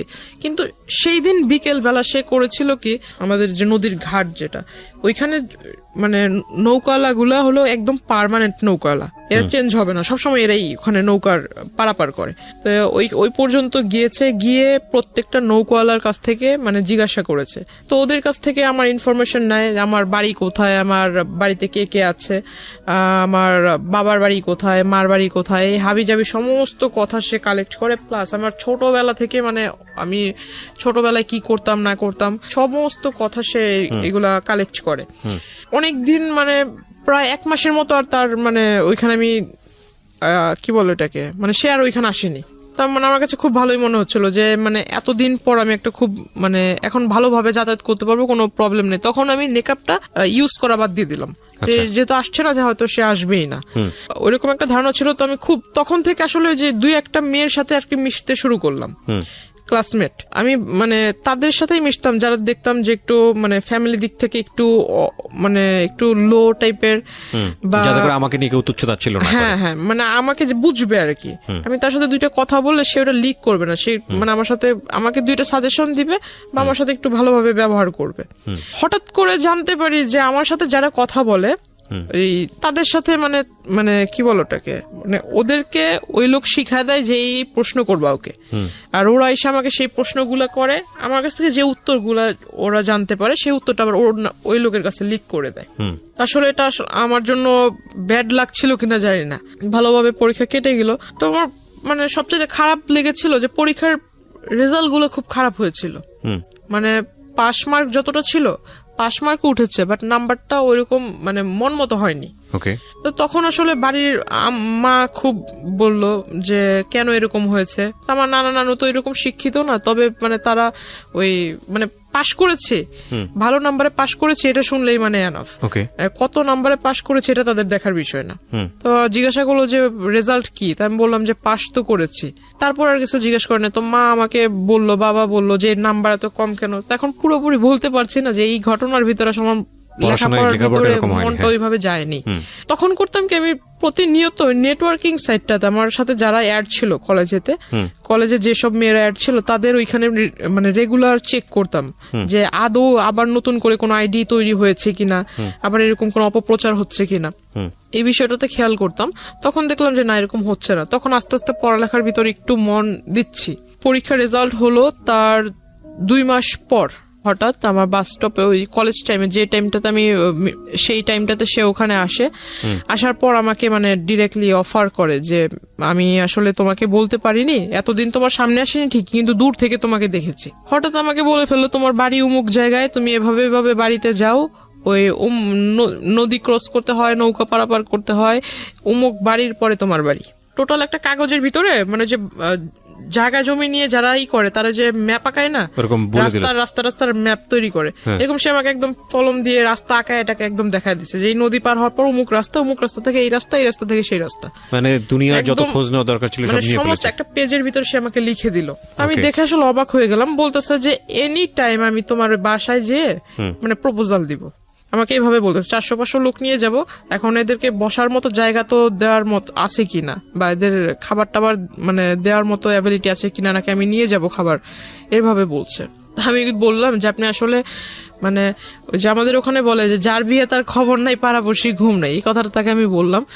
তো আমি বললাম যে আপনার কাছে সবকিছু কি মজা মনে হয় নাকি, বাস্তবতা বলতে কি কিছুই নেই। তো এই কথাগুলো বলার প্রেক্ষিতে সে আসলে আমাকে জাস্ট বললো যে তোমাকে বলেছিলাম না যে তোমার এত কিসের গৌরব বা তুমি এত কিসের অহংকার করো, কিসের পাওয়ারে আমার সাথে আমাকে অ্যাভয়েড করতেছো, এটা আমি দেখায় দিব। আর আমি কি, তুমি যে আমাকে বললা যে আমি ভণ্ডামি করছি, এটাও আমি দেখায় দিব। তো সে আসলে ওইখানে হঠাৎ একদিন মানে পাঞ্জাবি টাঞ্জাবি পরে কোটি টুটি পরে আমার বাড়িতে হাজির, দুপুর আনুমানিক 3টা বিকেলই বলা চলে, আপনার বাসাতে, হ্যাঁ 3টার দিকে। শুধু বাড়িতে যখন ঢুকবে, আমার যেহেতু রাস্তার পাশে ঘর, চিকন রাস্তা ছিল, রাস্তার পাশে ঘর, বাহির থেকে বলছে যে আমি আসছি, এভাবে বলতেছে যে আমি আসছি। এখন আমার নানা তাকে জিজ্ঞাসা করতেছে ভাই আপনি কে, আপনি মানে কোথা থেকে আসলেন, আপনি কার ঘরে ঢুকবেন বা কাকে চাচ্ছেন, এরকম কিছু একটা। যেমন নানা একটু সোজা টাইপের মানুষ, সে জিজ্ঞাসা করতেছে কার ঘরে যাবেন, কাকে চাচ্ছেন, খুঁজতেছেন কাকে। সে আমার ছবি আমার নানাকে দেখাইছে। দ্য পয়েন্ট ইজ দ্যাট যে এতদিন ধরে আপনি গোপন করলেন যাতে করে ফ্যামিলিতে লোকটা না আসে, আপনার লেখাপড়া যাতে বন্ধ না হয়, যেমন ফ্যামিলিতে ঢুকবে, এবং শেষ পর্যন্ত কিন্তু সেটাই হচ্ছে। এগুলো একটু খেয়াল রাখবেন। আমি কেন বলছি যে জায়গাটিতে আমরা আসলে ফোকাস করতে চাই সেটা নিয়ে কোনো বিতর্ক থাকবে না। উনি যেগুলো বলছেন সেগুলো কতটুকু সত্য কতটুকু মিথ্যা সেটা নিয়ে বিতর্ক থাকতে পারে, cause this show is not investigative show. কিন্তু যেইটা পরিণতি সেটা নিয়ে তো কোনো বিতর্ক নাই। পরিণতিটা কেন হলো সেটাও বলবো আপনাদেরকে শেষের দিকে গিয়ে। যারা শুনছে তারা হয়তো বলবে যে এই ঘটনাটা মানে যেহেতু এখানে ওই দ্বিতীয় পক্ষ নেই, সো সেই হয়তো মানে নিজের ভালোটা বলতেছে, কিন্তু যে দ্বিতীয় পক্ষ তারও তো এখানে ভালো থাকতে পারে, নিজের মানে খারাপটা গোপন রাখতেছে। আসলে এরকম কিছুই না। যারা শুনতেছেন আমি তাদের উদ্দেশ্যে বলবো যে আমি আসলে আমার লাইফে যেটা আমি ফেস করেছি এমনটা যাতে অন্য কারোর সাথে না ঘটে, এটা একটা মানে অ্যালার্ট করা হচ্ছে, সেটা তো আমাদের অনুষ্ঠানের উদ্দেশ্য। এবং আমরা সবসময় যেটা বলি যে দুই পক্ষ থাকলে এখানে বিষয়টা অন্যরকম হতো, এবং যাকে নিয়ে বলা হচ্ছে তার পরিচয় আমরা এখানে রিভিল করিনি, এটা আমাদের অনুষ্ঠানের জায়গা থেকে করিনি। কিন্তু এটা উনি ব্যক্তিগতভাবে করবেন কি করবেন না বা অন্য কোথাও হয়েছে কিনা সেটা নিয়ে আমাদের কোনো দায় নেই। কিন্তু আমাদের উদ্দেশ্যটা আসলে ওনার জীবন কি হয়েছে, কেন হয়েছে, সেই প্রেক্ষাপটটাকে আপনাদের সামনে তুলে ধরা, কাউকে হেয় করা, কাউকে নিয়ে আলোচনা সমালোচনা করা আমাদের উদ্দেশ্য না। এবং দিন শেষে আপনার জীবনটা যাতে এরকম না হয় সেজন্য আপনি কি স্টেপটা নেবেন সেই লার্নিংটা দেওয়া। ওকে, সো আমরা এইভাবে আগাতে চাই। জি, তারপর কি হলো? বাসায় আসলো। হ্যাঁ, সে বাসায় আসলো। তো বাসায় এসে ঢুকে মানে আমার মাকে মানে প্রথমেই আমার মার পায়ে ধরে মানে সালাম করে ফেলছে। আপনার মায়ের বয়স ওনার বয়সের চেয়ে কম হবে। আমার ওনার মেয়ের বয়সের মেবি আমার মা। তো যাই হোক, আমার মার পায়ে ধরে সালাম করে ফেলছে। তো আমার মা মানে এমনিতে একটু রাগী, কারণ পুরুষ মানুষের সামনে সে আসে না। তো আমার মা খুব রেগে গেছে, মানে যে আপনার আমাদের ওখানে বলে শলা, আসলে এটা বলা ঠিক হবে কিনা জানি না, তবু যেটা ঘটেছে আমি বলি। তো আমার মা আসলে শলা নিয়ে আসছে হাতে করে, মানে খুব রেগে গেছে যে আমার পায়ে টাচ করলো কেন এই লোক। তার মানে জানতো যেহেতু আগে থেকে, সুতরাং আপনার মা না, আমার মাকে তো আমি ছবি আগেই দেখাইছি, আর সেই লোক চলে আসছে। আর আমি ততক্ষণ অব্দি মানে নানার কাছ থেকে শুনছি অন্য ঘরে, মানে মাত্র গোসল করে এসে ঘরে ঢুকছে, আর ওই টাইমে বাইরে থেকে কিন্তু সাউন্ড পেয়েছে, সে বলতেছে আমি আসছি। এইটা শুনে মানে একটু মনের ভিতরে যেটা ধুক ধুক করতেছে আমার। আমি বলতেছি যে এই লোক যদি এখন বাড়িতে মানে আগে পরে সবকিছু বলে, আমি তো আসলে লেখাপড়াটা বুঝি আজকেই আমার শেষ, আর যাইতে পারবো না। আমার মাথা একদম বই টই সব একদম পুড়ে ফেলবে। তো আমি অন্য ঘরে বসে শুধু চুপচাপ মানে ভাবতেছি যে আসলে কি বলবো। বাড়ির লোকের কাছে যখন এই লোকটা তার মতো করে বলবে, বাড়ির লোক আমাকে যখন জিজ্ঞাসা করবে, আমি তখন কি করব। তখন ওই লোকের সামনে আমার মা শলা নিয়ে আসে, মানে তাকে দেখাইতেছে শলা দিয়ে বাড়ি মারবে, মানে ঝাঁটা। হ্যাঁ, ওই শলা দিয়ে বাড়ি মারবে। তো ওই লোক বলতেছে যে মানে সে তো আর ইশারা বোঝে না, ইশারার কথা তো আর বোঝে না ওই লোক। আপনার মা সম্পর্কে তো জানতো যে উনি? না, এগুলো জানতো। ও একেবারে জানতো না। আচ্ছা। তো ওই মানে সে তো ইশারা ভাষা বোঝে না, সে বলতেছে মানে হাত দিয়ে দেখাইতেছে যে আমি ওইরকম কেউ না, আমি আপনাদেরই পরিচিত, আপনাদেরই ওই কি বলে ওই আত্মীয় হব, এরকম কিছু একটা বলতেছে। তো আমার মা আসলে তো মানে মা তো রেগে আছে, হাতে নিয়ে মা বারবার বলতেছে তুই ঘর থেকে বেরো, এরকমটা বলছে। তো আমি ওই ঘর থেকে আসলাম, আসার পর তাকে ডিরেক্ট সবার সামনে জিজ্ঞাসা করলাম যে আপনি এখানে কি করে, মানে অ্যাড্রেস পেলেন কোথায়? বলতেছে যে বললাম না আমার কাছে কোনো কিছু অসম্ভব না, আমি তো সবকিছু জানি, তোমার সম্পর্কে সমস্ত কিছু জানি। মানে আমি আসলে খুব হতভম্ব। আমার নানা একবার আমার দিকে তাকায়, আমার নানু একবার আমার দিকে তাকায়, আমি একবার তাদের দিকে তাকাই, মানে তারা আমাকে গিলটি ভাবতেছে। আমি এখন মানে ভাবতেছি যে আসলে আমি যদি তাদের বাড়ির লোকেরা বলি, এরা কি আদৌ আমার কথা বিলিভ করবে? কোন দিক থেকে বিষয়টা নিয়েছে জানি না। তো নানা বাইরে এসে বলতেছে যে আমাদের বাড়িতে আজ পর্যন্ত যেই আসুক না কেন, সে যদি ফকিরও হয়, সে শুধু খালি হাতে মানে খালি মুখে যায়নি। এখন এই লোকটা যখন ভাতের কথা বলে ফেলছে, আর দুপুরের টাইম, আমরা এখন কেউ খাই নেই, তো ঘরে আমার মাকে জিজ্ঞেস করতেছে ভাত আছে কিনা। তো আমার মা আসলে বিষয়টা কি ভাবছে জানি না, ফ্রিজ থেকে পচা ভাত দিছে। আর তখন ফ্রিজ যে খুলছে, ফ্রিজের ভিতরে যে মাংস টাংস আছে, এটার সেন্ট আবার উনি পাইছে, যেহেতু খাটে বসা ছিল, উনি সেন্ট পাইছে যে ফ্রিজের ভিতরে মাংস আছে, কিন্তু অথচ আমাকে পচা ভাত দিছে। তখন উনি বলতেছে যে আমাকে ওই কাঁচামরিচ দেন অনেকগুলা, আর পেঁয়াজ দেন। তো আমার মা ওই পেঁয়াজ টেয়াজ ছুলে টুলে নেই, ওইভাবে আইনা একদম তার খাটের ভিতরে ফেঁকে মারছে। তো সে আসলে দেখলাম মানুষ নির্লজ্জ হলে কতটুকু নির্লজ্জ হতে পারে, মানে বলা নাই কওয়া নাই, সে হুট করে একজনের বাসায় আসলো, সে নিজে থেকে ভাত চাইলো, ভাত মানে তাকে যে মানুষ এতটা মানে তাকে দেখে এতটা খারাপ বিহেভ করতেছে, তারপর সে উঠে যাচ্ছে না, সে ওখানে বসে আছে, সে ওই ভাতগুলো খেয়েছে। খাওয়ার পর আমার নানাকে বলতেছে ভাই একটা কাগজ থাকলে কাগজ আমাকে দেন। তো পরে আমার নানা কাগজ এনে দিল, কাগজ এনে দেওয়ার পর সে লিখে দিল। আমার মাকে বলতেছে যে আপনার মেয়ে খুব ভালো, আপনার মেয়ে খুব মানে আপনার মেয়ের ভাগ্য খুব বড় হবে, আপনার মেয়ের ভবিষ্যৎটা খুব উজ্জ্বল হবে, আর যদি আপনাদের অনুমতি হয় তাহলে ও আমাদের দলে আসবে, দলে আসার পর দলের কাজ করবে, দলীয় কাজ করবে, তার ফলে আপনারা সবাই খুব ভালোভাবে থাকবেন, এরকম কিছু একটা বলতেছে। তো আমার মাকে যখন লিখে ওটা দিছে, আমার মা একদম কাগজ মানে যেটাকে কি বলে মানে হ্যাঁ ওর দুমড়ে মুছে ওর মুখের ভিতর মারছে। তারপর আমি ওনাকে মানে বাধ্য হই ওনার কলার ধরে বের করতে। তারপরও সে মানে তখন তার যে আমি একটা পুরুষ মানুষ, আসলে যে কোনো পুরুষ মানুষের কলার ধরলে সে রাখবে, রাইট? কিন্তু আসলে তার তখন মুখের ভিতর হাসি ছিল, রাগ ছিল না। আমি যে তার সাথে মানে এরকম খারাপ আচরণ করছি, যদি আপনাকে বিলিভ করি তাহলে এটা বলতে হবে যে সে তো জেনেই আসছে তার সঙ্গে এরকম ব্যবহার হবে, সো হি নোজ এভরিথিং। দাবার গুটির চালটা কি হয়? দাবার গুটিতে চালটা হচ্ছে যে আমি যে চালটা দিব, এই চালের পরে কি চাল দিতে পারে সে 8টা 10টা অল্টারনেটিভ যে ভাবতে পারে, সে সবচেয়ে ভালো খেলে। মানে নিয়মটা হচ্ছে এটাই দাবা খেলার। প্রত্যেকটা মানুষের লাইফ স্টাইলে কিন্তু এরকম, ও যেখানে এসছে সম্ভাব্য আচরণ কি হতে পারে আপনার ফ্যামিলি থেকে, ও সবকিছু হিসাব করে এসছে এবং ও মেন্টালি সেট হয়ে এসছে, যদি আপনাকে বিশ্বাস করি, এবং ওর কমন পড়ে গেছে, তো রিয়াক্ট করবেন, এটা খুব স্বাভাবিক। তো ওইখান থেকে উনি যখন বের হয়ে চলে যায়, হঠাৎ করে মানে উনি যে বাসায় গিয়েছে বা অন্য কোথাও গিয়েছে, গিয়ে সারেনি, সে আমাকে হঠাৎ করে মেসেজ দিয়েছে আমার নাম্বারে। মেসেজে লিখেছে যে আমি আসলে জানতাম না তোমার বাবা মা এরকম, দেখে খুব কষ্ট হলো, আমি আসলে মানে খুব অনুতপ্ত তাদেরকে দেখে, তাদের এই বিষয় দেখে। বাবা তো তখন বাসায় নাই। না, বাবা মার সম্পর্কে তো সেটা আগে থেকেই জানে, কিন্তু আয়েশা তো দেখছে আমার মাকে।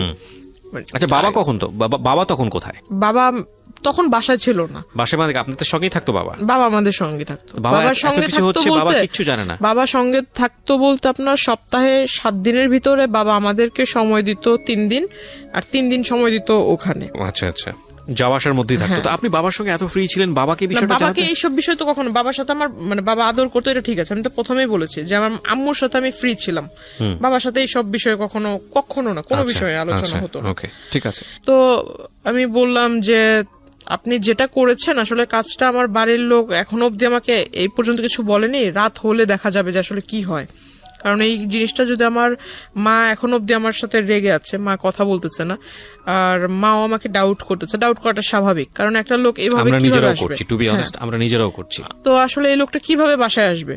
আমার যদি রেসপন্স না পাই কিভাবে বাসায় আসলো, এটা একটা প্রশ্ন থেকে যাবে। কিন্তু আসলে এটা ঘটেছে। তো আমি আসলে, যেহেতু আমি নিজে ওইখানে বাস্তববাদী হিসেবে দাঁড়িয়েছিলাম, তো আমি নিজে তো ঘটনাটা দেখেছি, আর এখন আমি জানি অনেকে এটা বিলিভ করবে না। এখন বিলিভ না করলে কিছু করার নেই। আপনি বলেন আপনার স্টোরি। হ্যাঁ, উনি আমাকে এই বিষয়গুলো বললো। হঠাৎ দেখি যে আসলে তারপর থেকে, ওই দিনের পর থেকে সে কলেজে আসে না, কিন্তু মেসেজ মানে 1 ঘন্টার ভিতরে কতগুলো মেসেজ দেওয়া যায়। 1 মিনিটের ভিতরে না হলেও 5-6টা করে মেসেজ আসতেছে, তাও বিরাট বড় বড় প্যারা, বড় বড় সামারি।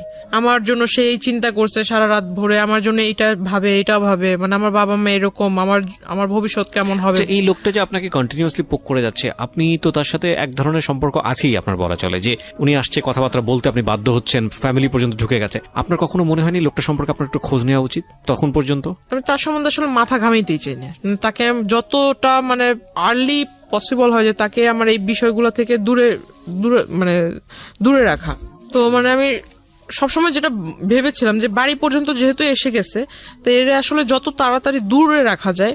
আর আমি ভাবছিলাম যে আসলে আমার এই প্রথম সেমিস্টার তো হয়ে গেছে, সামনে আরেকটা সেমিস্টার আসবে, 2nd সেমিস্টার যদি দিতে পারি, আল্লাহ করে আমার 1st ইয়ারটা যদি চলে যায়, আর এর ভিতরে যদি এই লোক ব্যাঘাত না ঘটায়, তাহলে আমার আসলে মানে 2nd ইয়ারটা আমি কোনো মতো এখান থেকে এখান থেকে শেষ করতে পারলাম, বাহিরে শিফট হয়ে যাব, এরকম একটা প্ল্যান ছিল। আসলে আমি তো ওই লোকের কাছ থেকে নিজেকে ছুটাতেই পারতেছি। মানে বিষয়টা হচ্ছে এরকম যে যেভাবেই পারি না কেন, মানে শুধু লেখাপড়াটা কমপ্লিট করি, কারণ ওনাকে ঝামেলায় ফেললে আমি নিজেও ঝামেলায় পড়ে যাব। এরকম করতে করতে সে আসলে ওই সামনে আসে না, কিন্তু এরকম মেসেজ দিতে থাকে যে আমার এই বাবা মার মানে এরকম হাবিজাবি নানান কিছু বুঝায়, যে তোমার লেখাপড়া আসলে বাবা মা এরকম, লেখাপড়া করো কিভাবে, কে গাইড করে, এরকম নানান কথা। এক পর্যায়ে দেখলাম যে সে এমন কিছু মেসেজ দিচ্ছিল যেটা আসলে মেসেজ দেখে মানে তাকে অবিশ্বাস করার কারণ নাই যে সে ভালো মানুষ। মানে কিরকম? মানে লেখাপড়ার মানে তোমার বাবা মা এরকম, তুমি যদি কিছু না মনে করো, আমি যেহেতু তোমাকে প্রথমে অন্য সবার কাছে পরিচয় দিয়েছি দাদু হিসেবে, তো আমি ওই দিক থেকেই তোমাকে দেখবো, প্লাস তোমাকে গাইড টাইডও করবো, কারণ আমি নিজেও মাস্টার্স কমপ্লিট করা লোক। তো আমি ভাবলাম মাস্টার্স কমপ্লিট করার লোক, তার মানে অনেক শিক্ষিত। তারপর সে আমাকে বারবার মানে মেসেজ করতো যে তুমি সামনে যেহেতু এসএসসি এক্সামিনার, তো আমি তোমাকে কিছু বই, টেস্ট পেপার, মডেল কোশ্চেন ভালো যেখান থেকে মানে একদম কমন পড়ার চান্স আছে, এগুলা তুমি পড়লে একদম মানে 100 না পাইলেও 99 পাবা, এরকম একটা তার কথাবার্তা ছিল। তো আসলে সে আমাকে ওই বইটাই এনে দিছে বলতে মানে 3 থেকে 4টা বই এনে দিছিল। তো আসলে তখনই আমি বুঝতে পারলাম যে হয়তো লোকটা আসলে এতদিন যাই করছে, যেহেতু বইয়ের লেখাপড়ার বিষয়ে সে কথা বলতেছে, হয়তো ভালো মানুষ। তখন থেকে আসলে একটা বিলিফ তৈরি হয় তার প্রতি, আমার সফট কর্নার তৈরি হয় আপনার। হ্যাঁ, বলতে পারেন। এখানে একটা সাইকোলজিক্যাল ব্যাপার আছে প্রিয় শ্রোতা এবং দর্শক যারা দেখছেন, যে একটা মানুষকে আপনি যদি কন্টিনিউয়াসলি পোক করতে থাকেন, আপনার প্রতি একটা রিজেকশন থাকলেও মানে এটা কন্টিনিউয়াসলি যদি পোক করতেই থাকেন, লেগেই থাকেন, সামহাও কোনো একটা ভালো দিক যদি চলে আসে, ওই মানুষের প্রতি ফল ইন হওয়ার একটা সুযোগ থাকে, যেটা হয়তো আজকে যিনি গেস্ট এখানে আছেন তার হয়েছে। জি। ওনার মানে ওই যে বইটই দেয়, আমি বইটই পড়ি। তারপর আবার দেখতাম যে উনি আমাকে বলতো যে আমি যদি কলেজে আসবো, তোমার কলেজের ওইখানে এসে তোমাকে ডিস্টার্ব করবো না, তবে তুমি যদি কিছু না মনে করো তাহলে আমার সাথে লাঞ্চ করবা। তো আমার একটা স্বভাব ছিল কি যে আমি প্রতিদিন ওইখানে পাশে আবার আপনার চাইনিজ ছিল, তো আমার একটা অভ্যাস কি যে আমি ফাস্ট ফুডের প্রতি খুব একটা নেশা ছিল। তো আমি ওই চাইনিজে ঢুকে একলাই এক টেবিলে বসতাম, যেগুলা মানে যে স্টুডেন্ট যে অফার গুলো ছিল এগুলো আমি নিয়ে মানে একাই টেবিলের ভিতরে বসে খাইতাম, প্লাস ছবি তুলতাম। মানে আমার একটা যে বললাম যে নানা নানু খুব আদর করতো, তো নানার কাছে বলতাম যে আমার এই বই লাগবে, সেই বই লাগবে, আমার একটু পকেট মানি বেশি দিতে হবে। নানাও বিলিভ করতো যে হ্যাঁ বই যেহেতু কিনতে হবে টাকা তো বেশি লাগবে, তো যে টাকাটা চাইতাম সেটাই দিত। তো তার কাছে থাকার না থাক, নানির যে ব্যাগ আছে ওইখান থেকে টাকা নিয়ে দিলেও দিত। তো আমি আসলে ওই কাজটা করতাম। তো এটা আসলে সে নোটিস করেছিল, মেবি আগে নোটিস করেছিল। ইভেন সে ওই দিন আমাকে সেই মানে প্রথমে বলে যে লাঞ্চ করবে, আমি ভাবলাম লাঞ্চ করলে সে যে মানুষ কফির 20 টাকার জন্য ঝগড়া করছে সে কোথায় লাঞ্চ করতে পারে। তো আমাকে সে ওই চাইনিজটাতেই পরে ডাকে। আসলে সে ভিতরে বসা ছিল, আমি এটা খেয়াল করিনি। পরে ওই দিন আমি একটু মানে বুঝতে পারি যে আসলে হয়তো এই বিষয়টা সেও জানতো। তো তখন আমি আসলে শিওর হলাম। তারপর জিজ্ঞাসা করলাম, তাকে খুব রিকোয়েস্টও করলাম। ওইখানে দুই তিনজন ওয়েটার ছিল, ওয়েটার আসলে হাসতেছিল আমার কথা শুনে। আমি তাকে খুব রিকোয়েস্ট করলাম যে দেখেন আপনি আমার দাদু হন আর যাই হোক, আপনাকে আমি মানে আমার শ্রদ্ধেয় গুরুজন হিসেবেই বলি, ওইরকম ব্যক্তিত্বের ভিতরে আপনাকে রেখেই বলি। হাত জোর করে মানে 2 হাত জোর করে তার কাছে রিকোয়েস্ট করতেছিলাম যে আমি লেখাপড়া করতেছি, দয়া করে আমাকে লেখাপড়াটা করতে দেন। এরকম করে আসলে ডিস্টার্ব করা, আপনি আমাকে কোন দিক থেকে দেখেন? মানে আমার সামনে একরকম বিহেভ করেন, আর যখন আমার মানে ফোনের ওপারে থাকেন যেসব মেসেজ দেন এগুলো আবার একটু অন্যরকম। কারণ মাঝখানে সে লেখাপড়ার সাজেশনের পাশাপাশি কিছু আপনার মানে প্রেম জাতীয় কিছু, হ্যাঁ এরকম মানে ছন্দ মানে আমরা বুঝি, হ্যাঁ ছন্দটন্দও পাঠাতো। তখন ভাবতাম যে আসলে লেখাপড়ার জিনিস বিষয়ে লিখতেছে ঠিক আছে, কিন্তু এইসব যে ছন্দ এইগুলো পাঠানোর মানে কি? দাদু তার নাতিনকে এইসব ছন্দ পাঠাবেন। তখন জিজ্ঞেস করছি, খেয়াল রাখবেন যে ওর বয়সটাও কিন্তু 18 বছর, মানে যিনি এখানে বলছেন জান্নাত, তার বয়সটাও কিন্তু 18 বছর, এবং 18 বছর হচ্ছে মেয়েদের কিংবা ছেলেদের জীবনের আগুন বছর আমি বলি এটাকে, সুকান্তের সেই কবিতার মতো। যদিও সুকান্ত ওখানে অন্যভাবে এটাকে নিয়ে আসছেন, কিন্তু টিনেজের যে বয়ঃসন্ধিকাল সময়, এটা আগুন বয়স। এখানে ভুল করা মানে এখানে ভুল করবে না তো জীবনে কোথায় ভুল করবে, এরকম একটা বয়স, সোজা কথায় যদি বলে চলে। বলেন। তারপর উনি আমাকে বললো যে এগুলা নাকি অনেক বড় বড় কবি, তার ফ্যান, অনেক বড় বড় লেখক কবি আছে, তো তার ফ্যান, তারা তাদেরকে ঘুম থেকে ওঠার সাথে সাথে নতুন নতুন ছন্দ মেসেজ লিখে পাঠায় দেয়, এইগুলা সে আমাকে পাঠায়। তো আমার কাছে মানে বিষয়টা আসলে বিলিভ ওইভাবে করিনি। তারপর ওখানে খাওয়া দাওয়া করলাম। খাওয়া দাওয়া করার পর আমি আমার মার জন্য মানে খাবার, এটা আমার একটা স্বভাব ছিল যে আমি কোথাও গেলে আমি মার জন্য বোনের জন্য খাবারটা নিয়ে আসতাম। তো আমার খাওয়ার পর আমি খাবারটা পার্সেল করে নিয়ে আসি, আমার টাকা দিয়ে আমি খেয়েছি। তো সে আমাকে বলতেছে যে আমি আজকে না হয় আমি বিল পেমেন্ট করি। তো আমি বললাম যে না থাক, আপনার করার দরকার নেই, আপনি শুধু আমার একটা কথা রাখেন যে আমি খুব উপকৃত হব এটা করলে, আপনি আমার মানে আমার পিছু ছেড়ে দেন, পারলে আমার জন্য একটা ছেলে খোঁজেন, কিন্তু আপনি আমার পিছু ছেড়ে আমাকে ভালো সাজেশন দিচ্ছেন, এটা ভালো দিক, কিন্তু যেসব মাঝে মাঝে যেসব কথা বলেন বা যেসব SMS দেন এগুলো আসলে ঠিক না। তারপর আমি তাকে ওই SMS গুলো আমি নিজে তাকে পড়ে পড়ে শোনাই। তখন পিছন থেকে ওয়েটাররা খুব হাসতেছিল। আমাকে একজন ওয়েটার জিজ্ঞাসা করলাম যখন বের হব, সে কিন্তু ভিতরেই বসে আছে। সে ভিতরে বসে আছে বিকজ সে, আমার প্রশ্ন হলো যে এতদিন যে সে আমার সম্পর্কে খোঁজ নিয়েছে, সে যেহেতু জানে যে আমি ওই চাইনিজে খাওয়া দাওয়া করেছি এর আগে বেশ কয়েকবার একা একা এসে, তাহলে তার ভিতরে হয়তো প্রশ্ন জাগতে পারে যে সে একটা মেয়ে একা একা চাইনিজে এসে কেন খাবে, হয়তো নিশ্চয়ই কারোর সাথে খেয়েছে, এমন প্রশ্ন সে জিজ্ঞাসা করতে পারে। বা সে কেন কি বলো ওটাকে মানে কেন খোঁজ নিল না যে আমি ওইখানে একা একা কি প্রতিদিনই রেগুলার এসে খাই বা কত টাকার খাই, এরকম কিছু একটা। এরকম না করে মানে সে ডিরেক্টলি ম্যানেজার মানে এইগুলো আগে না করে ওই দিন যায় সে ম্যানেজারকে জিজ্ঞাসা করে। এগুলো তো সে আগেও করতে পারতো, যেহেতু সবকিছু জানে সে আগে খোঁজ নিতে পারতো। সে আমি চলে আসার পর ওই দিনই ম্যানেজারের কাছে যা জিজ্ঞাসা করে, সে করে কি মানে টাকা দেয়, টাকা দিয়ে মানে খোঁজ খবর নিবে আর কি, যে আমি এর আগে 2016 শুরুর দিক থেকে যে এই কয় মাসের ভিতরে সে কতবার এসেছে, আমার ছবি দেখায় কতবার এসেছে।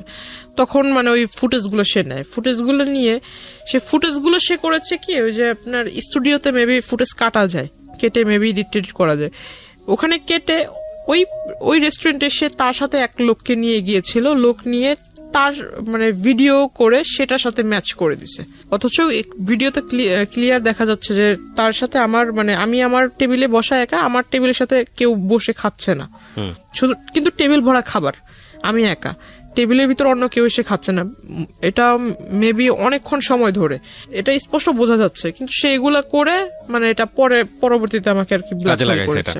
তো উনি হঠাৎ একদিন আমাকে মাঝখানে আসলে তার সাথে আমার সম্পর্ক ওইরকম মানে আগে যাও নকটক দিত, মেসেজ টেস দিত, হঠাৎ দেওয়া হয় না, হয়তো মেবি তার ফ্যামিলিগত কোনো একটা প্রবলেম ছিল।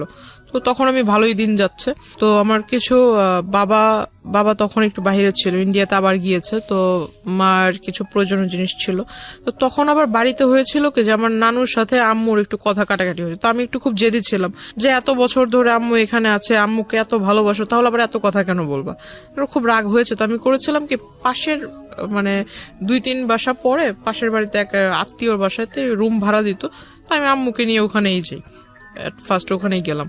তো যাওয়ার পর ওখানে কিছুদিন রইলাম, তো এখন আম্মু বলতেছে যে অনেক জিনিস কমতি আছে, এগুলো লাগবে। তো আমি বললাম যে ঠিক আছে, তা আমি নিজেই যাব। তো আম্মু বলতেছে যে তাহলে তুমি কিভাবে আনবে? তো আমি বললাম না, আমি একজন নিয়ে যাব সাথে করে, কারণ নৌকাওয়ালা হোক বা রিক্সাওয়ালা হোক, এদেরকে দিয়ে নিয়ে আসবো। তো ওখানে গেলাম, এই মানে কথাটা আসলে হয় কোনো নৌকাওয়ালাই লিক করেছে নাকি আমার এলাকা থেকে কোনো লোক লিক করেছে আমি জানি না। পরে আসলে হঠাৎ মানে আমি নদীটা ক্রস করেও সারিনি, মাত্র রিক্সা নিব, রিক্সা নিয়ে একটুখানি ঢালের মানে ওই রোডের একটু ঢালে উঠেছি, তখনই মানে সে আইসা এরকম রিক্সা থামাইছে, মানে একদম ওই বিয়ের সময় যে পাঞ্জাবিগুলো আর কি পরে, এরকম লাল পাঞ্জাবি পরে আসছে, মাথায় টুপি দিয়ে আসছে। তো তাকে দেখে মনে হচ্ছে একটা যে রাস্তায় যে ভিক্ষা করে না অনেক মানুষ, মাথায় টুপি দিয়ে এরকম একটা লুক নিয়ে আসছে সে। তো আসলে আমি তাকে দেখে অবাক হই, সে আমাকে বলতেছে যে তোমার সাথে একটু কথা ছিল, তোমাকে আমি আর কোনোদিন ডিস্টার্ব করবো না, মানে একদম শেষ একটা কথা বলবো, সেটা আসলে এই পরিবেশে বলা যাবে না, একটা সুন্দর পবিত্র পরিবেশে তোমাকে আমি নিব। তো আমি বললাম পবিত্র পরিবেশ আবার কোনটাকে বলে? তো বলতেছে না, একটা ভালো জায়গায়, ওইটা তোমার একটা দরগা টাইপের পাশেই, তো রাস্তার পাশেই আবার টিম্বার ছিল, অনেকগুলা কাঠের দোকান ছিল, ভিতরে একটা ছোট্ট একটা ঘরের মতো, ভিতরে যে আপনার মাজার দরগা এগুলা ওইটার ভিতরে নিল, ওখানে তার আগে থেকে তার পরিচিত লোক বসা। দ্যাট মিন সে এতদিনে যে আমার সাথে কানেক্টেড ছিল না, এই গ্যাপটাতে সে করেছে কি আপনার ওই যে নোটারি পাবলিক বলে যে কাগজগুলা, এই কাগজগুলা তৈরি করেছে, প্লাস আমি আপনাকে যে পেপারস গুলো দেখিয়েছি যে আমাদের নামে সে অনেকগুলা মামলা করেছে, মানে আমার হয়ে আমাদের নামে মামলা করেছে, মানে আমি আমার ফ্যামিলির নামে মাদকের মামলা করেছি, এটা পেপারস আমি আপনাকে দেখিয়েছিলাম। সেই বিষয়টা সে এই পেপারস রেডি একসাথে প্রিন্ট করে রাখছে। তো এখন আমি যতটুকু বুঝতাম যে শাপলা মানে হলুদ পেপারের উপরে শাপলা টাপলা ছাপানো, এর মানে কি দলিল, এতে বোঝা যায়। এখন ওখানে লেখাগুলো যে আমি মানে প্রথমে তো ভিতরে আমি যাই, সবার সামনে বলতেছে যে এখানে দুজনে নামাজ পড়বো একসাথে, নামাজ পড়ে মোনাজাত নিয়ে তুমি এই পেপারসে সাইন করবা। আমি বললাম পেপারসে সাইন করবো, মামার বাড়ির আবদার নাকি? এটা মুখের কথা, আপনি আমাকে বলবেন আমি পেপারসে সাইন করে দিব, আমি পেপারস পড়বো না, কিসের পেপারস? আর পেপারসে সাইনই বা করার কথা আসতেছে কেন? তো বলতেছে আমি তোমাকে বিয়ে করব, এই মুহূর্তে করবো। তা আমি বললাম যে আমার বয়স হয়েছে বিয়ে করার। তো বলতেছে না, আমি এত কিছু বুঝি না, তোমার বয়স, তুমি এসএসসি এক্সামিনার, তোমার নাকি বয়স না হয়েছে, তোমার তো 21 চলে মিনিমাম। তো আসলে সে আমার বয়সটা ধরেছিল সার্টিফিকেট অনুযায়ী।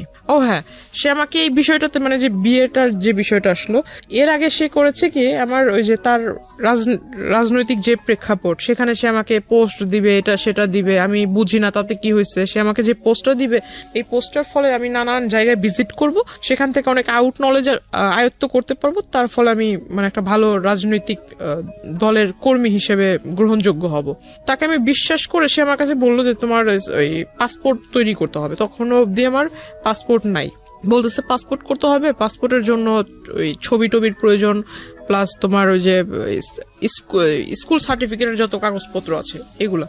তো আমি বললাম যে আসলে পাসপোর্ট আপনি কেন করবেন, আপনি আমাকে বলেন কোথায় যেয়ে করতে হবে, আমি বাড়িতে যেয়ে বলবো। তো বলতেছে না, বাসায় জানানোর দরকার নেই, এটা তুমি বাসায় সারপ্রাইজ দিবা, যখন তুমি পোস্টটা পাবা বা এই পোস্টটা যখন টিভিতে তোমাকে দৈনিক দেখানো হবে, মানে নানান রকম অনুষ্ঠানে তোমাকে দেখানো হবে, তুমি যখন বক্তৃতা দিবা বাড়ির লোক দেখবে, তারা এমনিতেই ইমপ্রেসড হবে। তাই আমি বললাম সত্যি কি এরকম কিছু হবে? তো যেহেতু ভিতরে একটা রাজনীতি করার একটা ক্ষোভ ছিল, ক্ষোভ বা ভালো আচ্ছা যাই হোক ওটা ছিল। তো আমি আসলে ওই দিক থেকে চিন্তা করলাম, সে যেহেতু মানে মানে মেঘ না চাইতে বৃষ্টি হয়ে যাচ্ছে, আমার ছোটবেলা থেকে একটা ইচ্ছা ছিল সে আমাকে মানে এত বড় একটা প্ল্যাটফর্মে আপনি লোভে পড়ে তাকে কিছু ডকুমেন্টস দিয়েছেন, আমি বুঝতে পারছি। হ্যাঁ, লোভ বলতে পারেন। তো প্ল্যাটফর্মে দাঁড় করিয়ে দিবে তো ভালোই, তো আমার ইচ্ছাটা পূরণ হবে, আমি লেখাপড়াও শেষ করে। আমি যেটা বুঝতে পারছি যে আপনি তাকে কিছু ডকুমেন্টস দিয়েছিলেন যেটার বেসিসে সে হচ্ছে আপনার কি পুরো একটা পেপার তৈরি করেছে। আর আমি এত বড় একটা গাধা ছিলাম, এখন নিজেকে না বলে আসলে আমি এখানে আমারও ভুল আছে অনেক, যে আমি আসলে তাকে পুরোপুরি বিলিভ না করে বা তার সম্বন্ধে কিছু না জেনে আমার সমস্ত একটা ফাইল ছিল, সেখানে আমার প্রাইমারি লেভেল থেকে শুরু করে স্কুলের যত ডকুমেন্টস ছিল সমস্ত মানে ফাইলটাই তাকে দিয়ে দিছি। না, ফাইলটা দেওয়ার মানে মূল ফাইলটার ভিতর তোমার কাগজপত্র ছিল, ওই ফাইলটাতে সমস্ত মা সব স্কুলের যাবতীয় কাগজপত্র রাখে। তাকে সার্টিফিকেট গুলো বের করে দিচ্ছে, সে আমাকে বলতেছে যে না তোমার সার্টিফিকেট দরকার নেই, আমার কাছে আমি কিসে করে নিয়ে যাবো এই কাগজগুলো, কাগজ তো মূল্যবান কাগজ, যেহেতু ফাইলটার ভিতর আছে, ফাইলটা এখন এই ফাইলটা যা যা আছে সমস্ত কিছু আমি আবার তোমাকে ব্যাক করে দিব, তুমি আমাকে এটা দাও, আমি তোমাকে যা যা আছে সমস্ত কিছু ফিরিয়ে দিব।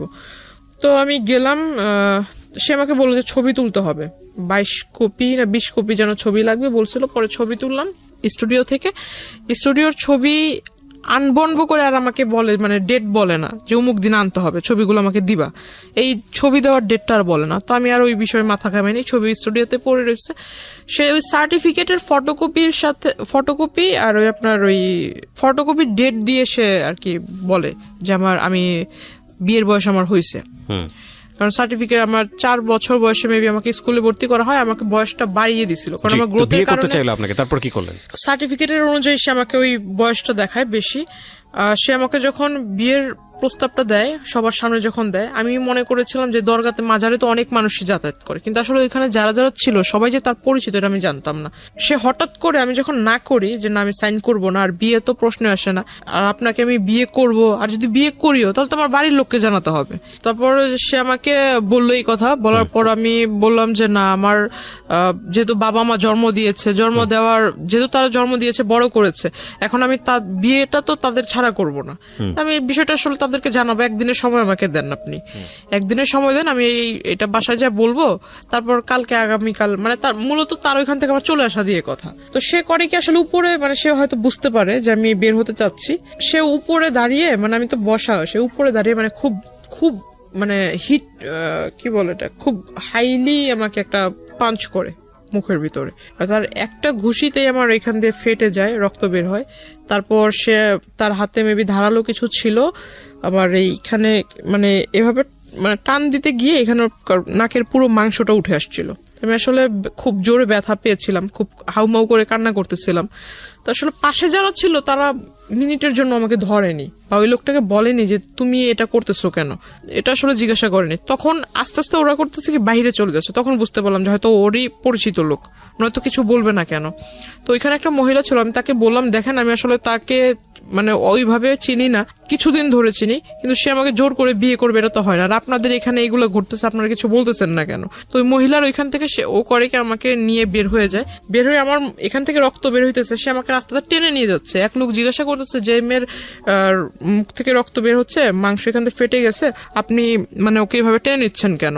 সে বলতেছে আমার মেয়ে আরেকজনের সাথে ভেগে যাচ্ছিল, ওরে ধরে নিয়ে আসছি, তোরে মারবো না কি করব। সে মানুষের কাছে ওটা বলতেছে। সে যখন বলছে যে লোকটা জিজ্ঞাসা করছে সেই লোকটার আর বলার কিছু ছিল না, সে আমাকে নিয়ে গেল তারই পরিচিত এক। তো আপনি কিছু বললেন না কেন তখন? তখন আমি আসলে কিছুই বলিনি, এটা না বলার হয় মানে তখন, কিন্তু আমার মনে আছে যে আমি তখন কান্না করতেছিলাম খুব। Something fishy. আমি প্রথম কথা হচ্ছে যে আপনি গল্পটা যেভাবে বলছেন তাতে মানুষের অনেক প্রশ্ন তৈরি হবে, যেটা আমারও হচ্ছে। একটা মানুষকে আপনি প্রথম থেকেই বলছেন পছন্দ করেন না, যে মানুষটাকে আপনি পছন্দ করেন না সেই মানুষটা এত দূর যেতে পারে না, এটা একদম জেনারেল পারসেপশন। সেই মানুষটাকে আপনাকে মাজারে নিয়ে যাবে, সেই মানুষটা আপনার বাসায় ঢুকে যাচ্ছে, সেই মানুষটা আপনাকে সাজেশন দিচ্ছে, সেই মানুষটাকে আপনি আবার হচ্ছে আপনার ডকুমেন্টস সবকিছু দিয়ে দিচ্ছেন না। This is really unbelievable. এটা আমার কাছে পুরোটাই অবিশ্বাস্য মনে হচ্ছে। একটা জায়গা থেকে কোনো না কোনো ভাবে আপনি ওনার প্রতি কোনো না কোনো কোনো দিক থেকে ফল ইন ছিলেন, নইলে এটা তারপরে দুর্বল তো ছিলাম যে আপনার লেখাপড়ার যে সাজেশনটা দিত ওই দিক থেকে তাকে রেসপেক্ট মানে যদি আমি বলি তালি বাজার বিষয়টা, তাহলে আমার মনে হয় এখানেও আপনার কোনো অবদান আছে। আমি জানি না, আমি আরো সামনের দিকে যেতে চাই, পুরো গল্পটা আমি নিয়ে আসতে চাই। জি বলুন। তারপর আচ্ছা, তারপর সে আমাকে মানে ওই জায়গায় অফিসটাতে নিয়ে গেল। অফিসে নিয়ে যাওয়ার পর সে আমাকে বললো যে তোমার এখানে তুমি সিগনেচার করবে, তো তোমাকে তো ওইখানে সবার সামনে মাত্র 2টা আঘাত করেছে, এর থেকেও বেশি কিছু করতে পারি, তো তুমি এখানে সিগনেচার করো। তখন আমি আসলে বললাম যে আপনি আমাকে একদিনের সময় দেন, আমি বাসায় যাই বিষয়টা ডিসকাস করি। তো সে আমাকে বলতেছে যে তুমি এই অবস্থায় বাসায় যাবার আমাকে পুলিশ কেসের ভিতরে ঝামেলার ভিতরে ফেলবা, আমি কি এতই কি বোকা নাকি তোমাকে এই অবস্থায় ছেড়ে দিব।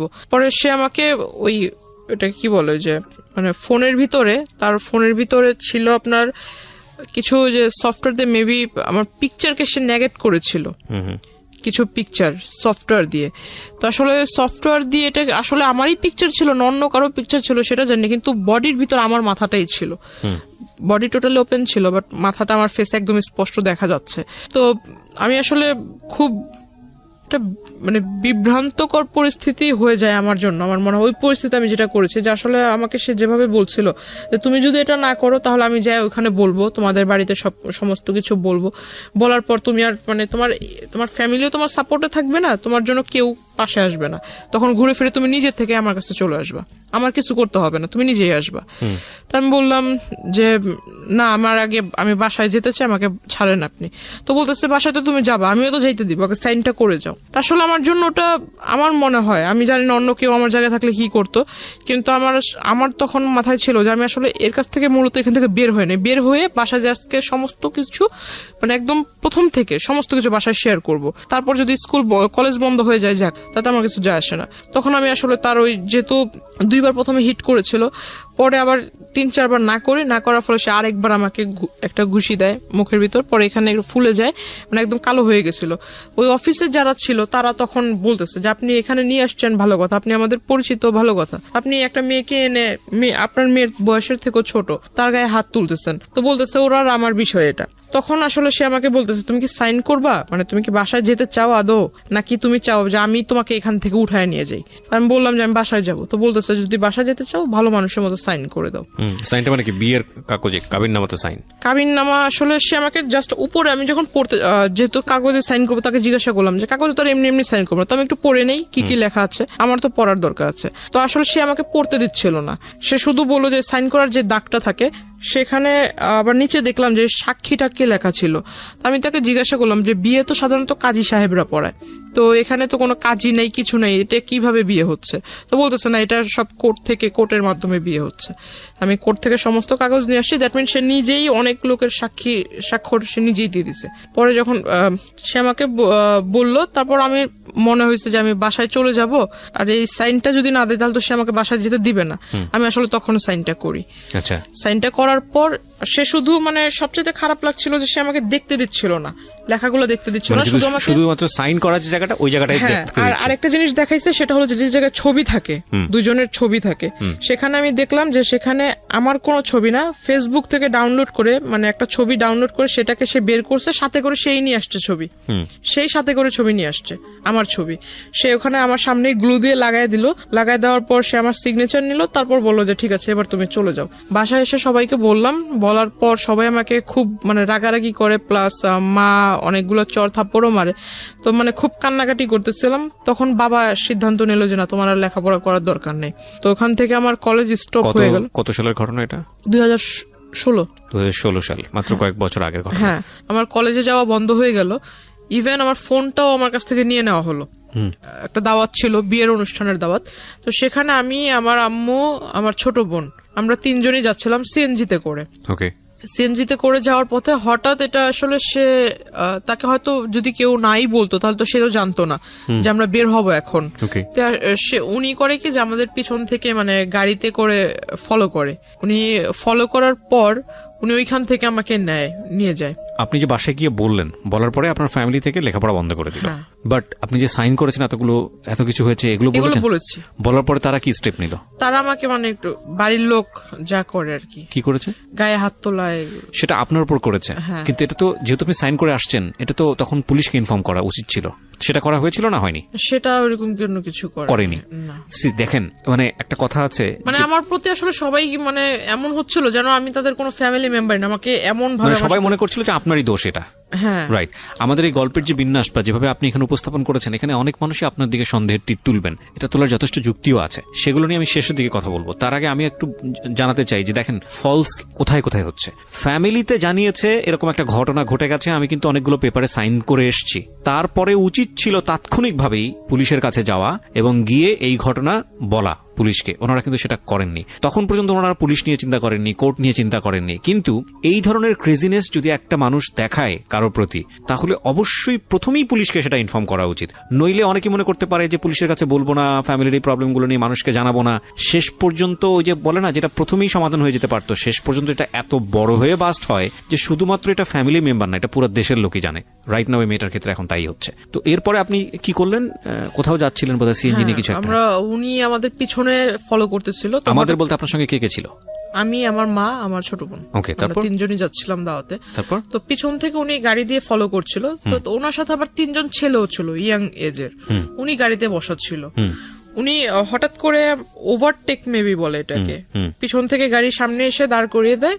তো হঠাৎ করে সিএনজি ওয়ালা থামানোর পর ওই সিএনজি ওয়ালাকে ওই ছেলেরা ইসা বলতেছে যে ভিতরে আমাদের লোক আছে, ওরা মানে আমরা ওদের সাথে কথা বলবো। আসলে আমি ছেলেদেরকে দেখে চিনতে পারিনি। পরে পিছন থেকে যখন বলতেছে যে তোদের ভাবিকে কিছু বলিস না, কোনো মতো খালি গাড়ি থেকে নামা, তখন আসলে তার কণ্ঠ টোন শুনে বুঝতে পারি। তখন আমি গাড়ি থেকে নাইমা যায়, তাকে ডিরেক্টলি জিজ্ঞাসা করি যে এগুলো করার মানে কি। তো উনি আমাকে ডিরেক্ট বলতেছে যে তোর সাথে আমার এই সম্পর্ক হয়ে গেছে, যেভাবেই হোক হয়েছে, আমার ইচ্ছা ছিল, আমার ইচ্ছা পূরণ হয়েছে, তো তুই আমার সাথে যোগাযোগ কেন বন্ধ করলি, যোগাযোগ কেন রাখলি না? তো রাস্তার মধ্যে এটা হচ্ছে, আশেপাশের লোকজন ছিল না? ওই রাস্তাটা আসলে একটু নির্জন টাইপের ছিল। যে টাইমটা ছিল ওই টাইমটাতে এত মানুষ ছিল না। ওকে। আমাকে বলতেছে যে তোর ভিতরে কি একটু ভয় জাগলো না যে আমি এই পেপারস দিয়ে ওই তুই তোর সাথে যে আমার এই যেভাবে হোক বিয়ে হয়েছে, এই কাগজ দিয়ে তোর কিছু করব, তোকে ভয়ভীতি দেখাইতে পারি, এরকম কোনো ধারণা কি তোর মনে আসেনি? ওইখান থেকে আমাকে আমার মার ওইখান থেকে সে সামনে আসে। আমার মা তাকে তো প্রথম দিনে একবার দেখছে, তাকে চিনে। মার সামনে এসে সে যখন আমার বোনকে একটু টাচ করতে যায়, আমার মা তাকে মানে এরকম মানে চড় দেয় গালের ভিতরে। সে রেগে গিয়ে আমার মাকে আর কি ধাক্কা দেয়, আমার মা পড়ে যায়। তো হঠাৎ ওই সিএনজি ওয়ালা যখন বলতে যায় যে আপনি কি এরকম এসে করতেছেন, তখন সিএনজি ওয়ালাকে ওই 3টা ছেলে মারে। ওই সিএনজি ওয়ালাকে মারা দেখে ওই আশেপাশের কবরস্থানের ওইখান দিয়ে ফুটপাথ দিয়ে লোক হেঁটে যাচ্ছিল, তারা আসার পর বলতেছে যে এখানে কিসের গ্যাঞ্জাম হচ্ছে, আবার ওই সিএনজি ওয়ালাকে মারলেন, আপনি কে? তখন সে পেপারস বের করে দেয় যে আমার বউকে বিয়ে হয়ে গেছে কিন্তু আমার কাছে তুলে দিচ্ছে না, আমার বউকে তার ফ্যামিলি তার গার্ডিয়ান আটকায় রাখছে বাসায়।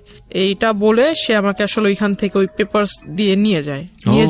নিয়ে যাওয়ার পর সে আমাকে ডিরেক্টলি ওইখান থেকে নিয়ে যায়। ইভেন আমার মাকে যে ধাক্কা দিয়েছিল, আমার বোন কিন্তু খুব কান্না করতেছে, আমার বোন ওকে দেখে কান্না করতেছে। আমার মা উঠতে সে আমাকে গাড়িতে মানে উঠায় ফেলছে। আমাকে শুধু বলতেছে যে এই পেপারস গুলো কিন্তু সবকিছু, তুই যে এখন যদি না যাস তাহলে যে তোর মা বোনকে যে ছেড়ে যাচ্ছে এরাও কিন্তু থাকবে না, ভাবিস না।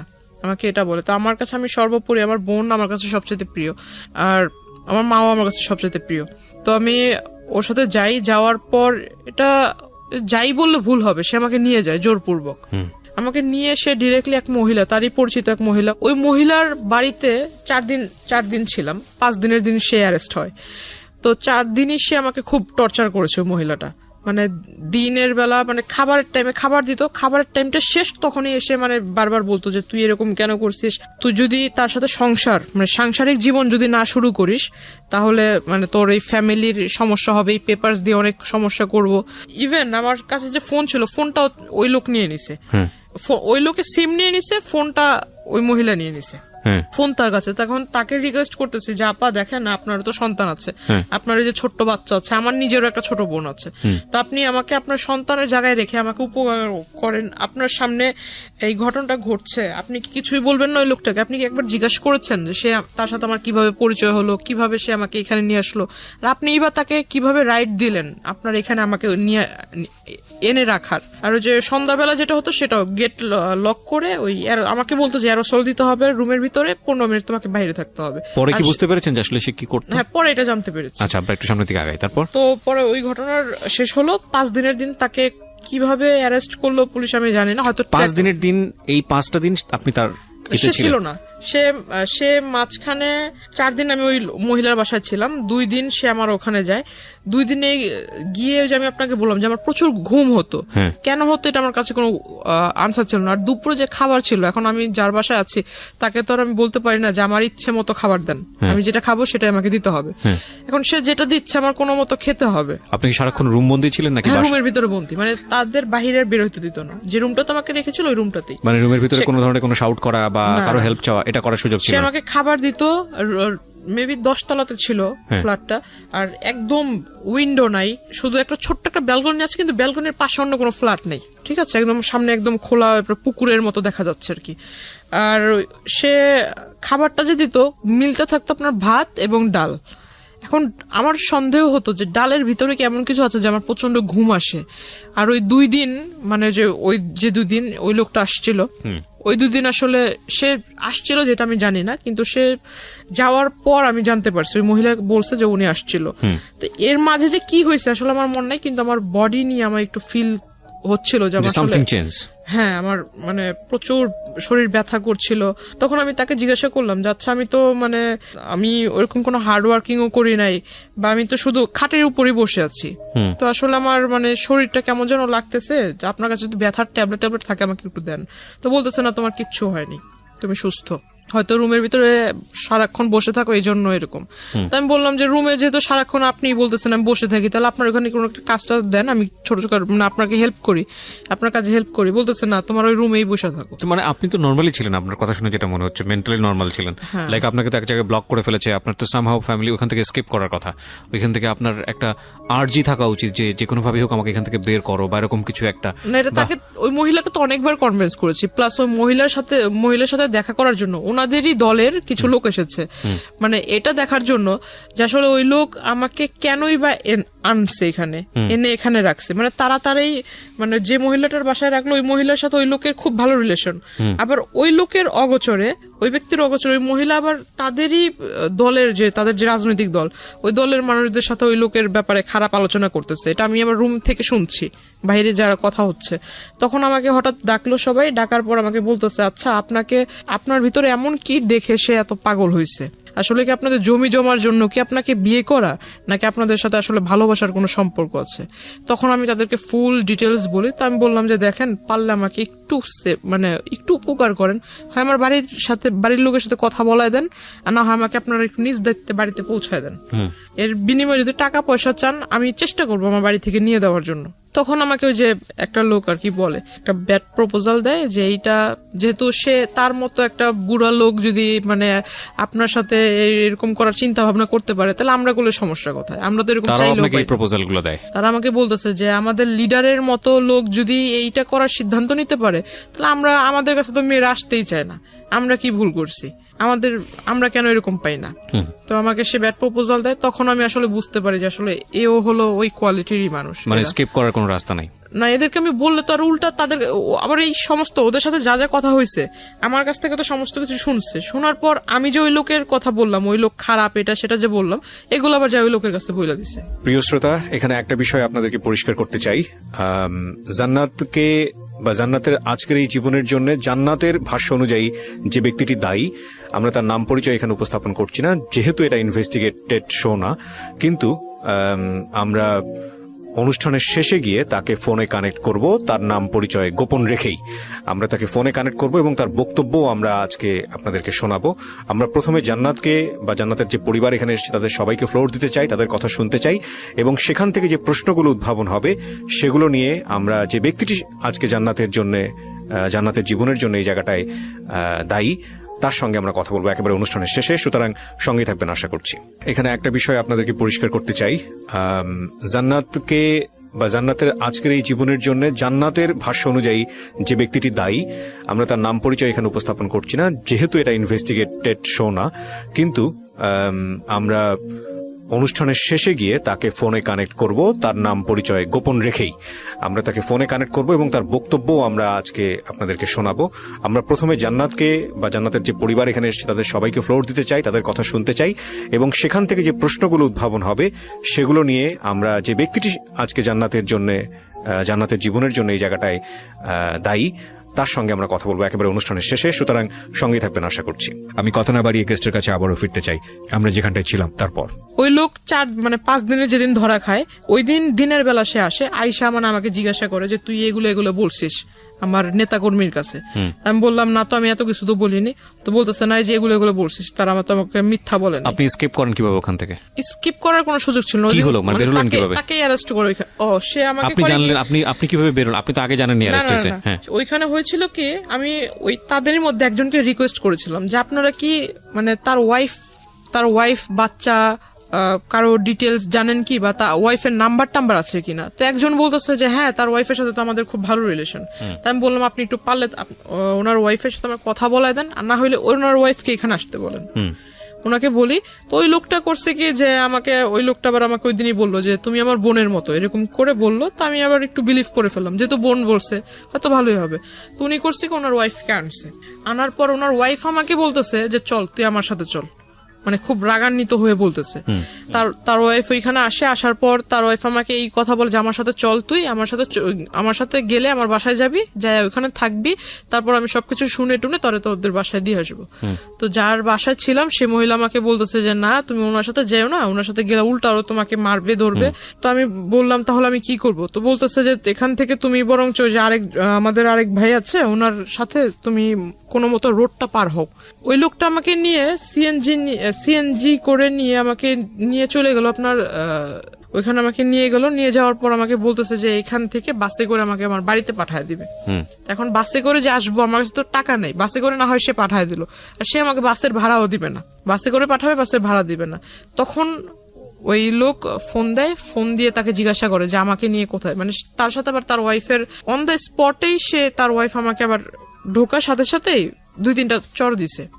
এইটা আবার ওই লোক জানতে পারছে, যার বাড়িতে রাখছিল তার কাছ থেকে জানতে পারছে। তো সে করছে কি এইটা শোনার সাথে সাথে ওই বাসায় গেছে, তার ওয়াইফকে আবার সে মারছে সবার সামনে। তো ওইটা তো আসলে আমার তো কোনো দোষ না, তার ওয়াইফকে সে মারছে, এটা সে জানতে পারছে এই জন্য। তো সে ফোন দিয়ে জিজ্ঞাসা করে যে লোকের সাথে আমাকে পাঠায় দিল, তার সাথে আমাকে পাঠায় দিল, তার কাছ থেকে তাকে ফোন দিছে।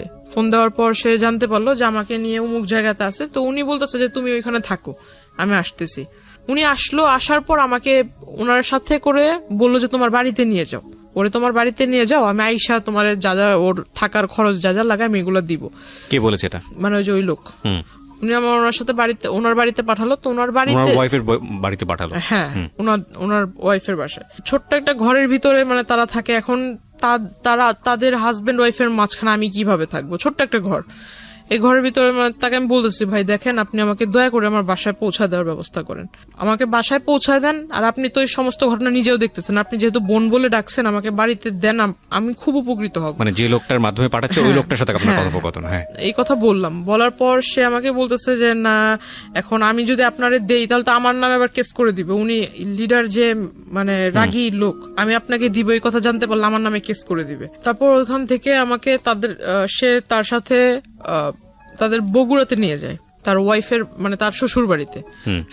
মানে উনি আমাকে বলতেছে যে বোন দেখো তোমাকে যদি এখন আমি তোমার বাড়িতে দিয়ে আসতে যাই তাহলে আমার নামে তো সে কেস করে দিবে, তো আমি আসলে কোনো যাও খেটে খাচ্ছি তাও খেটে খেতে পারবো না। মানে আপনাকে সেভ করতে সে তার বাড়িতে নিয়ে যায়? হ্যাঁ, তার শ্বশুর বাড়িতে নিয়ে যায়, তার ওয়াইফের সাথে, মানে সে সহ তার ওয়াইফ, তাদের দুজনের সাথে আমাকে তাদের শ্বশুর বাড়িতে নিয়ে যায় বগুড়াতে।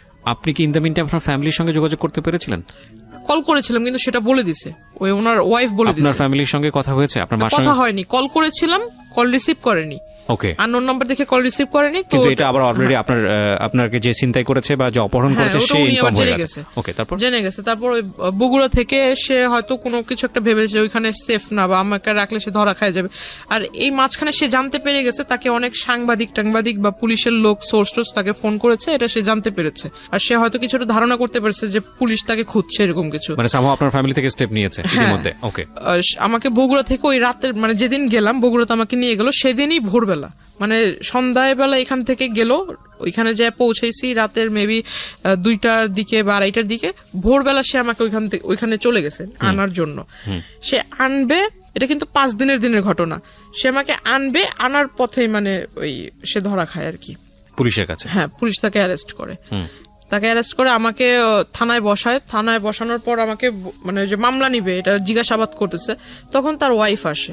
তার ওয়াইফ আইসা মানে আমাকে ওই ফোনের ভিতরে দেখায় যে আমি ওই যে আপনাকে বললাম যে গোসল করবার ঢোকার আগে যে 15 মিনিট আর সন্ধ্যাবেলা ঘুমানোর যে 15 মিনিট যে একটা ব্রেক দিত, ব্রেকের ভিতরে মহিলা ঘরের ভিতরে যাই করতো, ওটা তখন আমার সন্দেহটা বাস্তবায়ন হয় যে হয় কোনো স্পাই ক্যামেরা নয়তো কোনো ফোন সেখানে সেট করা থাকতো। আর সেই গোসল করার ভিডিও প্লাস আমি যে ঘুমাতাম, তো ঘুমের সময় মানুষ কোন টাইপের হয়ে যায় এটা তো কোনভাবে ঘুমায় এটা তো বলা মুশকিল। তো আসলে এই সমস্ত কিছু, ইভেন আমি ঘরে বৈশা যে আমার ফ্যামিলির কথা মানে একা কথা বলতাম, সে সমস্ত কিছু ফোনের ভিতরে রেকর্ড হয়ে আছে। তো এই সমস্ত কিছু আমাকে তার ওয়াইফ দেখায়, থানার ভিতরে আসে, আইসা আমাকে দেখানোর পর সে আমাকে আবার তার 2টা বাচ্চা আমাকে বলতেছে, তুই যদি আমার বাচ্চাদের দিকে তাকায়, আমার বাচ্চার বাবাকে যদি সেভ না করিস, আমার বাচ্চা বাবা যদি জেলে চলে যায়, তাহলে তোর জীবন শেষ। মানে এগুলো আমি পুরো একদম নেটের ওয়ার্ল্ডে ছেড়ে দিব। এটা ওর ওয়াইফ বলে? হ্যাঁ, ওনার ওয়াইফ বলে। তো এটা আমাকে প্রায় মানে বারবার বলতেছে। আমি ভিডিওটার এই কোশ্চেনটা যদিও কোশ্চেনটা প্রাসঙ্গিক, কিন্তু অনেকে মাইন্ড করতে পারেন, তারপর আমি কেন করছি সেটা আমি একটু পরে বলবো। সেটা হলো, এগুলো কি সলো ভিডিও ছিল, শুধু ওয়াশরুমের ভিডিও ছিল, নাকি ওই ভদ্রলোক যখন আপনাকে স্লিপিং পিলগুলো খাইয়েছে তারপরে উনি আপনার সঙ্গে কি করেছে না করেছে সেগুলো ভিডিও করেছে? না, ওইরকম শুধু গোসল করার ভিডিওগুলো ছিল। আমি প্রশ্নটা এই কারণেই করেছি যে এটা যদি সলো ভিডিও হয় তাহলে ডেফিনেটলি এটা যদি সে ওখানে ছাড়ে, সলো ভিডিও না যে কোনো ভিডিও যদি উনি ছাড়ে ইন্টারনেটে, যেটা ওনার ওয়াইফ আপনাকে থ্রেট করেছে বা এরকম কোনো কিছু করেছে। আচ্ছা, আপনি আজকালকার যুগের একটা মেয়ে, আমি প্রশ্নটা মানে একটু রাগেই করছি আপনাকে, আপনি কি জানেন না বাংলাদেশে সাইবার ক্রাইম নামে একটা আইন আছে? এটা নিয়ে আমাকে আসলে পরে এটা নিয়ে অনেকেই আমাকে অনেক কথা শুনেছে, এবং এটা কত শক্তিশালী আইন এটা আপনি জানেন? কিন্তু আমার জন্য আসলে যে আমি আপনাকে বললাম না যে আমি কারোর সাথে মিশি নাই, কাউকে ফ্রেন্ড করে নাই, কারোর সাথে নিজের কথাগুলো শেয়ার করতাম না, এটা আমার একটা বড় খারাপ পয়েন্ট ছিল। পৃথিবীতে কারো মানে বাংলাদেশে কারো বাবারও সাধ্য নাই, যদি কথাটা এভাবে বলাটা উচিত না, যে কোনো মেয়ের বা কারো কোনো পার্সোনাল ইস্যু ভিডিও করে সেটা ইন্টারনেটে ছেড়েছে এবং তারপরে যে ভিকটিম হয়েছে সে যদি খালি মামলা করে এবং সে যদি কোনো আইনি স্টেপ নাই, এটা কারো মানে বললাম তো, এটা মানে কারোর সাধ্য নাই যে সেটাকে তার হাত থেকে বাঁচায়। কারণ অনেকেই মনে করে যে আমি অন্য কারো আইডি থেকে ছাড়বো, অন্য কারো ইয়ে থেকে ছাড়বো। এটার কিছু, এটাকে বলে মানে আইপি ট্র্যাক করে এটা ইজিলি বের করা সম্ভব, যেটা কে করেছে এটা বের করা কোনো ব্যাপারই না, এবং এটা খুব ইজিলি বের করা সম্ভব। এবং অহরহ উদাহরণ আছে ইন্টারনেটে, ফেসবুকে এরকম ঘটনা ঘটতেছে এবং তারা অ্যারেস্ট হচ্ছে। যাই হোক, তারপরে কি হলো? উনাকে তখন মামলা লেখা হলো, আর উনি মানে থানার ভিতরে আপনাকে ভয় দেখাচ্ছে। আপনি তো চাইলে পুলিশে তখনই ইনফর্ম করতে পারতেন। তখন মানে আসলে তো উনি আমাকে মানে শুধু সামনে এসে বলতেছে, অথচ আমার মা আমার সামনে আসতেছে, তখন আমার ভিতরে একটা ভয় কাজ করতেছে। আমার মা সামনে এসে আমাকে বুঝাইতেছে যে তুই ভয় না পেয়ে যা ঘটছে সেটা বলে ফেল। আসলে আমার ভিতর চিন্তা যে এই মহিলা যেভাবে বলতেছে, এখন এটা যদি সবার কাছে দেখায়, এখন একটা মেয়ের কাছে তো তার মানে শুধু মেয়ে না, যে কোনো মানুষের কাছে তার সম্মান অনেক ইম্পর্টেন্ট। হ্যাঁ, এখন এটা যদি আমি যে এলাকা থেকে বিলংস করি, এটা তো মানে অনেকটা গ্রাম্য এলাকার মতো, তো এখানে যদি এই জিনিসটা একবার ছড়ায় তাহলে তো আমার কথা নিলাম বাদ দিলাম, আমার ফ্যামিলিটা কি হবে? আর আমার মা তো এত বছর ধরে নানুর বাসায় আছে, আমার বাবার বাসায় থাকলে একটা আরেক কথা। ইনস্ট্যান্টলি আপনার জবানবন্দি নিয়েছে? ওই সময় আপনার জবানবন্দি নিয়েছে না পরে নিয়েছে? মানে যে কোর্টে যে নেয়, কোর্টে তো অনেক পরের বিষয়। থানাতে কি হয়েছে আপনি সেটা বলেন? থানাতে মামলা হয়। হ্যাঁ, থানাতে মামলা হয় যে আমার যে কি বলে মাইনর নির্যাতন, হ্যাঁ, ওই যে নারী ও শিশু, মানে তখন তো আমার বয়সটা হয়নি। হ্যাঁ, নারী ও শিশু নির্যাতন আইনে মামলা হয়, অপহরণ মামলা, এটার মামলা হয়। মামলা হওয়ার পর তাকে থানাতে সারা রাত্র রাখা হয়, পরের দিন তাকেও কোর্টে মেবি পাঠানো হয়, আর আমাকেও পাঠানো হয় আপনার যে হসপিটালে, বগুড়া কোর্টে। না আপনার থেকে অ্যারেস্ট করেছে কোথায়? অ্যারেস্ট করেছে ঢাকাতে। ঢাকাতে অ্যারেস্ট করেছে, ওকে। তো আপনি তো ছিলেন তো বগুড়াতে। বগুড়া থেকে সে যখন ঢাকায় নিয়ে আসছে ওই দিনই, নামার পরে ঢাকাতে ল্যান্ড করার পরে। হ্যাঁ। ওকে, ল্যান্ড তো না, ঢাকাতে আসলে আসার পরে। হ্যাঁ, তো আমাকে মানে কোর্টে নিয়ে যায়, কোর্টে যে ডক্টরের যে চেক আপ গুলো থাকে ওখানে থাকে। তো ডক্টর আমাকে, মহিলা ডক্টর বলতেছে যেটা ঘটেছে সেটা বলবেন। এখন মহিলারা তো আমি আর বলতে পারি না যে আমার এই, মানে আমি তো নিজেই কনফিউজ যে আমাকে আদৌ কোনো ট্যাবলেট খাওয়াইছে কিনা, আদৌ আমাকে কোনো মানে কিছু খাওয়াইছে কিনা। এখন আমি বলতেছি যে না আসলে ওরকম কিছু না। আমার ভয়টা ছিল যে ওনার ওয়াইফ যদি কিছু একটা করে ফেলে, আমাকে যেভাবে বলতেছিল। আর ওনার ওয়াইফের পয়েন্টে খেয়াল করবেন প্রিয় দর্শক এবং শ্রোতা, একটা যেটা হচ্ছে মামলা কিন্তু হয়েছে অপহরণ, নারী নির্যাতন মামলা। ওখানে কিন্তু ওই মামলায় কিন্তু তিনি অ্যারেস্ট, কিন্তু মামলা যেইটার উপরে বেসিস করে মামলার গতিবিধি যাবে সেটা হলো এই মেডিকেল রিপোর্টটা। এটা খুব ইম্পর্টেন্ট। এবং হ্যাঁ, মেডিকেল রিপোর্টটাতে যেটা আসতেছে সেটা খুবই ইম্পর্টেন্ট। পাশাপাশি পারিপার্শ্বিকভাবে অনেক বিষয়ও লজিক্যাল ব্যাপার আছে, যে না ঠিক আছে তাহলে ওনাকে তুলে নিয়ে গেল কেন বা এরকম কেন করলো, সেগুলোও আছে। কিন্তু মেডিকেল রিপোর্টটা খুব খুব খুবই ইম্পর্টেন্ট। সেখানে কি হয়েছে দেখেন, বলেন। তারপর আমি আসলে ওনার ওয়াইফের কথা চিন্তা করে আমি ভাবলাম যে যেহেতু আমি ওর সামনে ম্যাজিস্ট্রেট আমাদের পরিচিত ম্যাজিস্ট্রেট, কিন্তু ম্যাজিস্ট্রেট আমার কথা শুনে সে খুব রাগান্বিত হয়ে যায়। আমি যখন বলি সেও খুব রেগে যায় যে যেটা ঘটতেছে তুমি সেটা বলতেছো না কেন, তুমি অন্যভাবে কথা বলছো কেন। তো আমি এটা করলাম, করার পর মানে এখান থেকে তাহলে আমাকে তখন ওই একটা পুলিশ, মানে যে মহিলাটা আমাকে, মহিলা কনস্টেবল যে নিয়ে গেছিল, সে আমাকে বলতেছে তুমি যে এই কাজটা করলে এখন এই লোকটা তো বেঁচে গেল, তোমার এই জবানবন্দির উপরে বেঁচে গেল। ওই জবানবন্দির উপরে যে সে আসলে জামিন পেয়ে যাবে, আমি ভাবছিলাম যে মানে যেটা হয়েছে আসলে ভালো তো হয়নি, কিন্তু আমারও তো হাত পা বাঁধার মতোই। মানে অন্য সবাই চিন্তা করতেছে যেটা হয়েছে, মানে তুমি মরে গেছো আবার মরার চিন্তা করতেছো কেন, সবাই আমাকে এইভাবে বলতেছে। তা আমার কথা হইতেছে যে বাবা যখন দেখবে, মা যখন দেখবে এই বিষয়টা, তখন কি ভাববে। ডিসিশন পাওয়ার পর আমরা নিজেদের যতটুকু যথাসাধ্য চেষ্টা করে যে আসামিকে অ্যারেস্ট করছি, তা আসামিকে অ্যারেস্ট করে লাভটা কি হলো। ডেফিনেটলি মানে ক্ষিপ্ত হওয়াই উচিত। আমরা নিজেরাই ক্ষিপ্ত হয়ে যাচ্ছি আপনার কথা শোনার পরে, খুব রেগে যায়। তখন আসলে আমি চুপচাপ ছিলাম। তখন আমাকে সে রাগ করে আমাকে বলতেছে যে ওরে বাড়িতে দিয়েও লাভ নাই, এর থেকে বোঝা যাইতেছে যে আসামির সাথে ওর ভালো কম্বিনেশন আছে। You don't deserve it. প্রথম কথা হচ্ছে এটা, কারণ আপনি এত বড় রকমের ভুল করেছেন, আনথিঙ্কেবল। ওকে, তারপর তখন আর আমাকে মানে কেউ পাত্তা দিচ্ছিল না, কেউ দাম দিয়ে কথা বলছিল না, কেউ আমাকে মানে কোন একটা ভালো কিছুর জন্য বলছিল না, সবাই যেন এরা চলতো। 4 মাস না 5 মাস পর সে জেল থেকে বের হওয়ার সাথে সাথে আমার মামির সাথে কন্ট্যাক্ট করে। আমার মামির সাথে একটা ভালো রিলেশন তৈরি করে ফেলে। মামির কাছে এই পিকচার গুলা পাঠায়, মামি আমাকে এই পিকচার গুলো দেখায়। মামিকে পিকচার কি নেটের মাধ্যমে পাঠিয়েছে নাকি মেইল করে? মেসেঞ্জারে উনি পাঠিয়েছে। সেটা তো নেটে ছাড়া হলো না, ব্যক্তিগতভাবে আদান প্রদান হয়েছে, কিন্তু নেটে ছেড়েছে। আপনি নিশ্চিত হয়েছেন কিভাবে? এটা তো মামির ফোন থেকে, মানে ওনার যে আপনার আইডি খুলে যে ওইটাতে ছাড়ছে, সেটার লিংক মামিকে দিয়েছে, আইডির লিংকটা।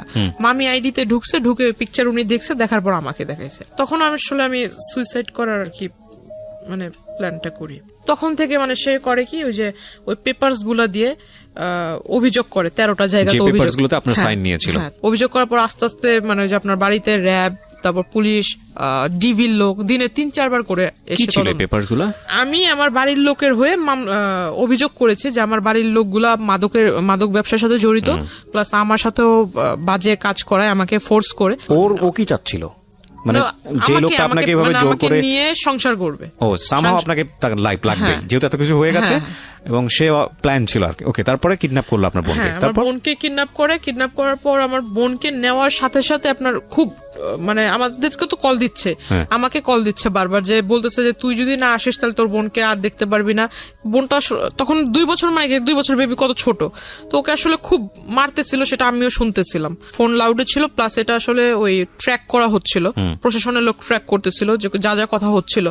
তো আমার বোনকেও চর দিছে, আমার বোনকে নিচে ফেলে আমার বোনের মাথার উপরও বুট জুতো দিয়ে, মানে কি বলো ওটাকে, মানে চাপ দিচ্ছিল। আমি প্রিয় দর্শক এবং শ্রোতা, এই পার্টটাতে ওনার যে ছোট বোন এবং ওনার মা দুজনই স্টুডিওর বাইরে আছে, আমরা দুজনকে এখানে হাজির করছি, এবং ভিডিও পার্টে আমরা ওনার বোনের ফেসটা আমরা দেখাবো না, এবং যেহেতু ওনার অপ্রাপ্ত বয়স্ক, আমরা একটু নিয়ে আসতে চাই, আমরা একটু ওনাদের কাছেও জিজ্ঞাসাবাদ করতে চাই আসলে কি, বিশেষ করে ওনার ছোট বোনকে জিজ্ঞাসাবাদ করতে চাই। কি নাম তোমার? হীরা। আচ্ছা, হীরার বয়স হচ্ছে 4 বছর। ওকে যখন এটা করা হয়েছিল তখন 2 বছর বয়স আপনি বলছিলেন, তাহলে তোর মনে থাকার কথা না? তারপরেও আমি টুকটাক, ওর একটা আমাদের একটা প্লাস পয়েন্ট ছিল, আমাদের জন্য না, এটা প্রশাসনের জন্য প্লাস পয়েন্ট ছিল, যে প্রশাসন ওকে উদ্ধার করে, সেই প্রশাসনের কাছে ও যখন উদ্ধার করছে, ওই অন দ্য স্পটে আসামিকে অ্যারেস্ট করার সাথে সাথে মানে ও কিন্তু ওকে যখন জিজ্ঞাসা করছে বাবু তোমার সাথে কি করছে, সব বলে তখন দিছে। মানে ও সমস্ত কিছু না, বলে সেটা তো আমি মামলার চার্জশিটে মামলা যেটা হয়েছে আমি সেখানে দেখলাম, নিজের মুখে বলছে। হ্যাঁ মামলাতে সেটা আমাদের জন্য কাগজপত্র একটা আছে, plus point। দেখে আমি কিছু পাই নাকি। তোমার কি মনে আছে হীরা যে 2 বছর আগে কি হয়েছিল, কে তোমাকে কোথায় নিয়ে গিয়েছিল মনে আছে? কোরআন দিছিল মানে ঘুরাইছে, পা ধরে ঘুরাইছে। ও পা ধরে ঘুরিয়েছে, চিন্তা তুমি লোকটাকে? কানা হ্যাঁ ওর নাম আর কি, ও কানা বলে আর কি। কানা, বলে। কানা বলো তুমি ওকে? আচ্ছা, তো কোথা থেকে নিয়ে গিয়েছিল তোমাকে? আমি খেলতেছিলাম, তারপরে আমার নিয়ে দিছিল, তোমাকে নিয়ে গিয়েছিল কি বলে নিয়ে গিয়েছিল? কইছে কি আমারে মারবো, মারবে তোমাকে, ধরে নিয়ে গেছিল। কি কি করেছে তোমাকে ঘুরিয়েছে, আর কি করেছে তোমাকে তোর সাথে? পাউদে কোরআন দিছে, থাপ্পড় মারছে। থাপ্পড় মারছে? ওহো, তারপরে তুমি বাসায় আসলা কিভাবে? পাশে আমার নানা আইনা দিছে। আচ্ছা, কিভাবে উদ্ধার হয়েছিল আমাকে একটু বলেন তো, আপনি আচ্ছা, বলেন। যে ওকে মানে আমাকে ওই লোক বলছিল যে তোর বোনকে যে আমি যে নিয়ে আসছি, যেভাবে নিয়ে আসছি, যে মাধ্যমে নিয়ে আসছি, এখন ওর মুক্তিপণ হিসেবে যেটা চাই সেটা হলো তুই। না, আমি বুঝতে পেরেছি, আমি রেজাল্ট জানতে চাচ্ছি। তো আপনি তাহলে কি করলেন? ওনার কথায় কনভিন্স হয়েছে না? হ্যাঁ, আমার কথা শুনে আমার মনে হলো যে যেহেতু আমার কারণে সে এত কিছু করতেছে, আর আমাকে পাওয়ার পর যদি সে আসলে এগুলো না করে, এগুলো থেকে যদি বিরত থাকে, তাহলে আমি আমার বোন এবং মাকে ভালো রাখার জন্য, যাতে আমার কারণে তাদের সমাজের লোকের কাছ থেকে কিছু না শুনতে হয়, আমি এই জন্য এতটুকু স্যাক্রিফাইস করব। যেহেতু আমার লাইফের লেখাপড়ার ইচ্ছা ছিল, লেখাপড়াটা শেষ হয়ে আমি গেছে। কোনো ব্যাখ্যাতে যাচ্ছি না। তারপর আপনি হ্যাঁ, কি করলেন? তারপর আমি আসলে যাই। যান। ওনারা সবাই মিলে বসে একটা স্ট্যাম্পের মাধ্যমে, স্ট্যাম্পে লিখিত হয় যে ও আমাকে এই দিবে সেই দিবে, মানে জমি টমি দিবে, হাবিজাবি লিখে আমাকে ওর হাতে দেয়। এখানে একটা কথা বলে রাখি যারা শ্রোতা এবং দর্শক আছেন, এখানে আমরা খুব সচেতন ভাবেই উনি যার সম্পর্কে কথাগুলো বলেছে তার পরিচিতি আমরা রিভিল করিনি, because this is not investigative show. এবং শুধু এটাই না, উনি যাকে মামা বলছেন বা যাদের আশেপাশে যে লোকজনের কথা আছে, they are highly background in our society, very very high background. এখানে আপনি বললে অবাক হয়ে যাবেন যেখানে কারা কারা ওনার সঙ্গে জড়িত। হ্যাঁ, মানে এমন কেউ নাই প্রশাসনের টপ লেভেল থেকে শুরু করে, মানে রাজনীতিবিদ থেকে শুরু করে ওনার আত্মীয় স্বজন, বাট আমরা কারোর পরিচয় রিভিল করিনি। বাট আমি কথাটা এই কারণেই বলছি যে এইরকম একটা ব্যাকগ্রাউন্ডে থাকার পরও একটা মেয়ে এই পরিমাণ ভিকটিম হতে পারে আমাদের সোসাইটিতে, that is quite unthinkable to me. মানে আমি ভাবতে পারতেছি না এই কারণে যে মানে এতটা কিভাবে সম্ভব, বলেন। তারপর আমি ওখানে যাই, যাওয়ার পর দেখলাম, আমি যেদিন থেকে গেলাম, যাওয়ার পর দেখলাম যে একদম সে আর আগের মতো নাই, সে একদম ভালো না। আমি যতদিন ছিলাম ততদিন আর কোনো সমস্যা নেই। কতদিন ছিলেন? আমি ওখানে 15 দিন ছিলাম। তারপরে ব্যাক করলেন কেন? ব্যাক করার কারণ হলো, সে 15 দিনের ভিতরে তার সাথে আমার এমনি কোনো গ্যাঞ্জাম হয়নি, শুধু গ্যাঞ্জাম হতো এটাই, সে বারবার আমাকে বলতো যে তোর বাড়িতে কল দে, আমি তোর বাড়ির লোকের সাথে কথা বলবো, তোর বাড়ির লোককে আমাকে মেনে নিবে, আমাকে মেনে নিতে হবে। 65 বছরের একজন বৃদ্ধ মানে লোক, সে বারবার আমাকে এটাই বলতো। এবং আপনি হচ্ছেন তখন 17-18 বছর বয়স। হ্যাঁ, আর আমাকে বারবার এক কথা বলতো যে তোরে যদি আমি না পাই, আমি যেভাবে চাই সেভাবে মোস্ট যদি কমন না পাই, মোস্ট কমন ওয়ার্ড, যারা ক্রেজি হয় ছেলেরা তাদের এটা খুব না, কম। না, যে তোরে acid যদি আমি না মারবে, পাই এটা- অ্যাসিড মারবো, বা তো হ্যাঁ। অন্য কারো হতে দিব না, কমন ওয়ার্ড। আপনি ছেলেরা সেখানে কমন ওয়ার্ড কিভাবে বলবেন? সাথে অ্যাসিড নিয়ে আসছে হাতে করে, ওকে, সাথে করে অ্যাসিড নিয়ে আসছে। আচ্ছা, মামা আমাকে বাসায় যেতে বললো, বাসায় চলে যাই। বাসায় যাওয়ার পর আমি আসলে গেছি, তার পরের দিনই আমার নামে মামলা করে যে আমি তার বাসা থেকে আসার সময় জিনিসপত্র চুরি করে নিয়ে হ্যাঁ, আসছেন। হ্যাঁ, তার জমি জমার টাকা পয়সা, তার পাসপোর্ট, তার নাকি ট্রান্সপোর্টের লাইসেন্স। বাংলাদেশে এই মামলা অসংখ্য মেয়ের নামে করে যখন এই যে বাসা থেকে চলে আসে। এই একটা মামলায় আছে, এটাই করা হয় এই শুধুমাত্র কিছুদিন হ্যারাসমেন্ট রাখার জন্য। এন্ড ডেফিনেটলি সেটা আপনার ভাগ্যে হয়েছে আমার যেটা মনে হয়। তারপর আপনি অ্যারেস্ট হয়েছেন। হ্যাঁ, আমি যখন মানা করি যে আমি ওই লোকের সাথে যাব না, তখন তারা আমাকে কোর্টে পাঠিয়ে দেয়, এবং আমার নানা ওর সাথে ছিল, নানাকেও তারা কোর্টে পাঠিয়ে দেয়। আমার নানা চলে যায় কেরানীগঞ্জের জেলে, আর আমি চলে যাই ওই যে, আপনার নানাও জেলে চলে যায়? হ্যাঁ, নানা ছিল 2 দিন, কারণ নানাকে আর আমাকেই নি, স্যার কাউকে নেয়নি। মানে বাসা আসামি থেকে। করেছে আপনাদের হ্যাঁ। দুজনকেই। তো যাই হোক, আপনি কতদিন ছিলেন জেলে? আমি 3 দিন ছিলাম, আর আপনার নানা নানা 2 দিন? ছিল 2 দিন। তারপর আপনাদেরকে জামিনে বের করে কে? হ্যাঁ, না, আমার নানি বের করে। আপনার মার সাথে একটু কথা বলবো আমি। হ্যাঁ, আপনার মাকে আপনি দিবেন, উনি ইশারায় কথা বলুক, আপনি আমার হয়ে কোশ্চেনগুলো ওনাকে করেন, তাহলে উনি যদি অ্যান্সারটা বলবে ওটাও আপনি দুবাস হিসেবে কাজ করেন, ওটা আপনার কাছে রাখেন। আমি একটু আপনার সঙ্গে কথা বলতে যাচ্ছি, সেটা হলো যে আপনার মেয়ে যে এত কিছু করেছে, মানে এত ঘটনা ঘটেছে, এখন মেয়েকে নিয়ে কি চিন্তা করছেন? কিছু বলতে চান আপনি? একটু বোঝান তো।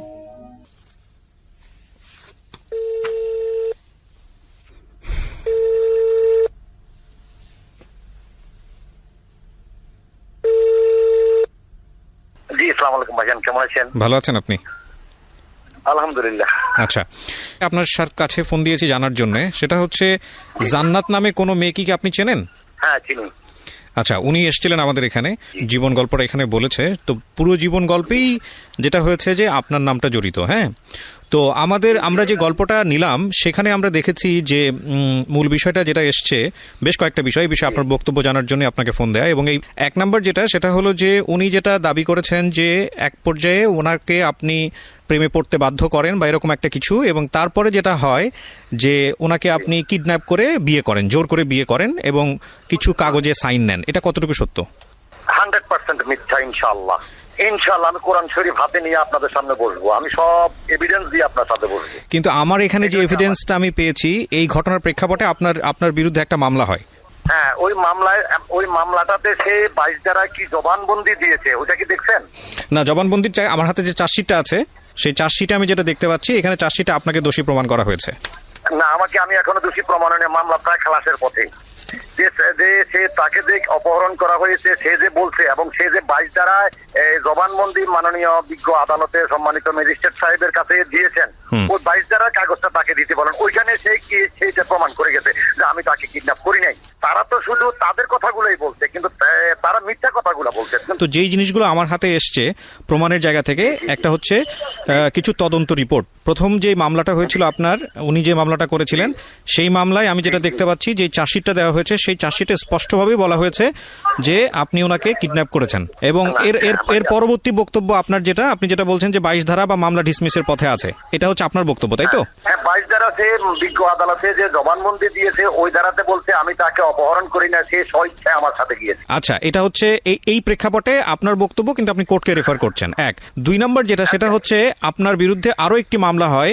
সেই মামলাটা হচ্ছে তার যে ছোট বোন, তার বয়স এখন বোধহয়, তার ছোট বোনকে অপহরণ করেন আপনি, এবং তাকে পাওয়ার জন্য, তাকে করার জন্য, মানে জোর করে পাওয়ার জন্য। সেই সময় আপনার তার সাথে যে ফোনের কথোপকথন, সেই কথোপকথন লিখিত আকারে এখানে আছে। এবং আমি যেটা দেখতে পাচ্ছি, সেই মামলারও একটা চার্জশিট হয়েছে। সেই চার্জশিটে স্পষ্ট করে বলা হয়েছে যে আপনি অপহরণ করেছেন, আপনাকে অন স্পট ধরা হয়েছে এবং আপনি এটার অপরাধী। কি বলার আছে এটার প্রেক্ষাপটে?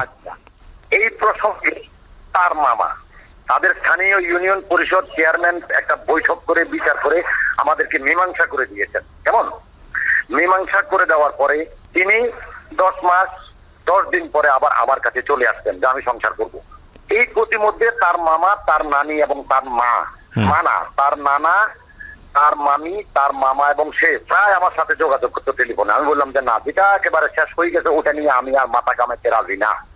যেটাতে বিচার হয়েছে, সম্মানিত চেয়ারম্যান সাহেব, মাননীয় চেয়ারম্যান সাহেব বৈঠক করে এটা মিনিমাইজ করে দিয়েছেন, ওটাতে আমি আর যেতে রাজি নই। তখন সে বললে যে তুমি যদি আমাকে না নাও, আমি তো কলঙ্কিত হয়ে গেছি। আমার মা বাবা, আমি নানার বাড়িতে থাকি, আমার কোনো পরিচয় নাই।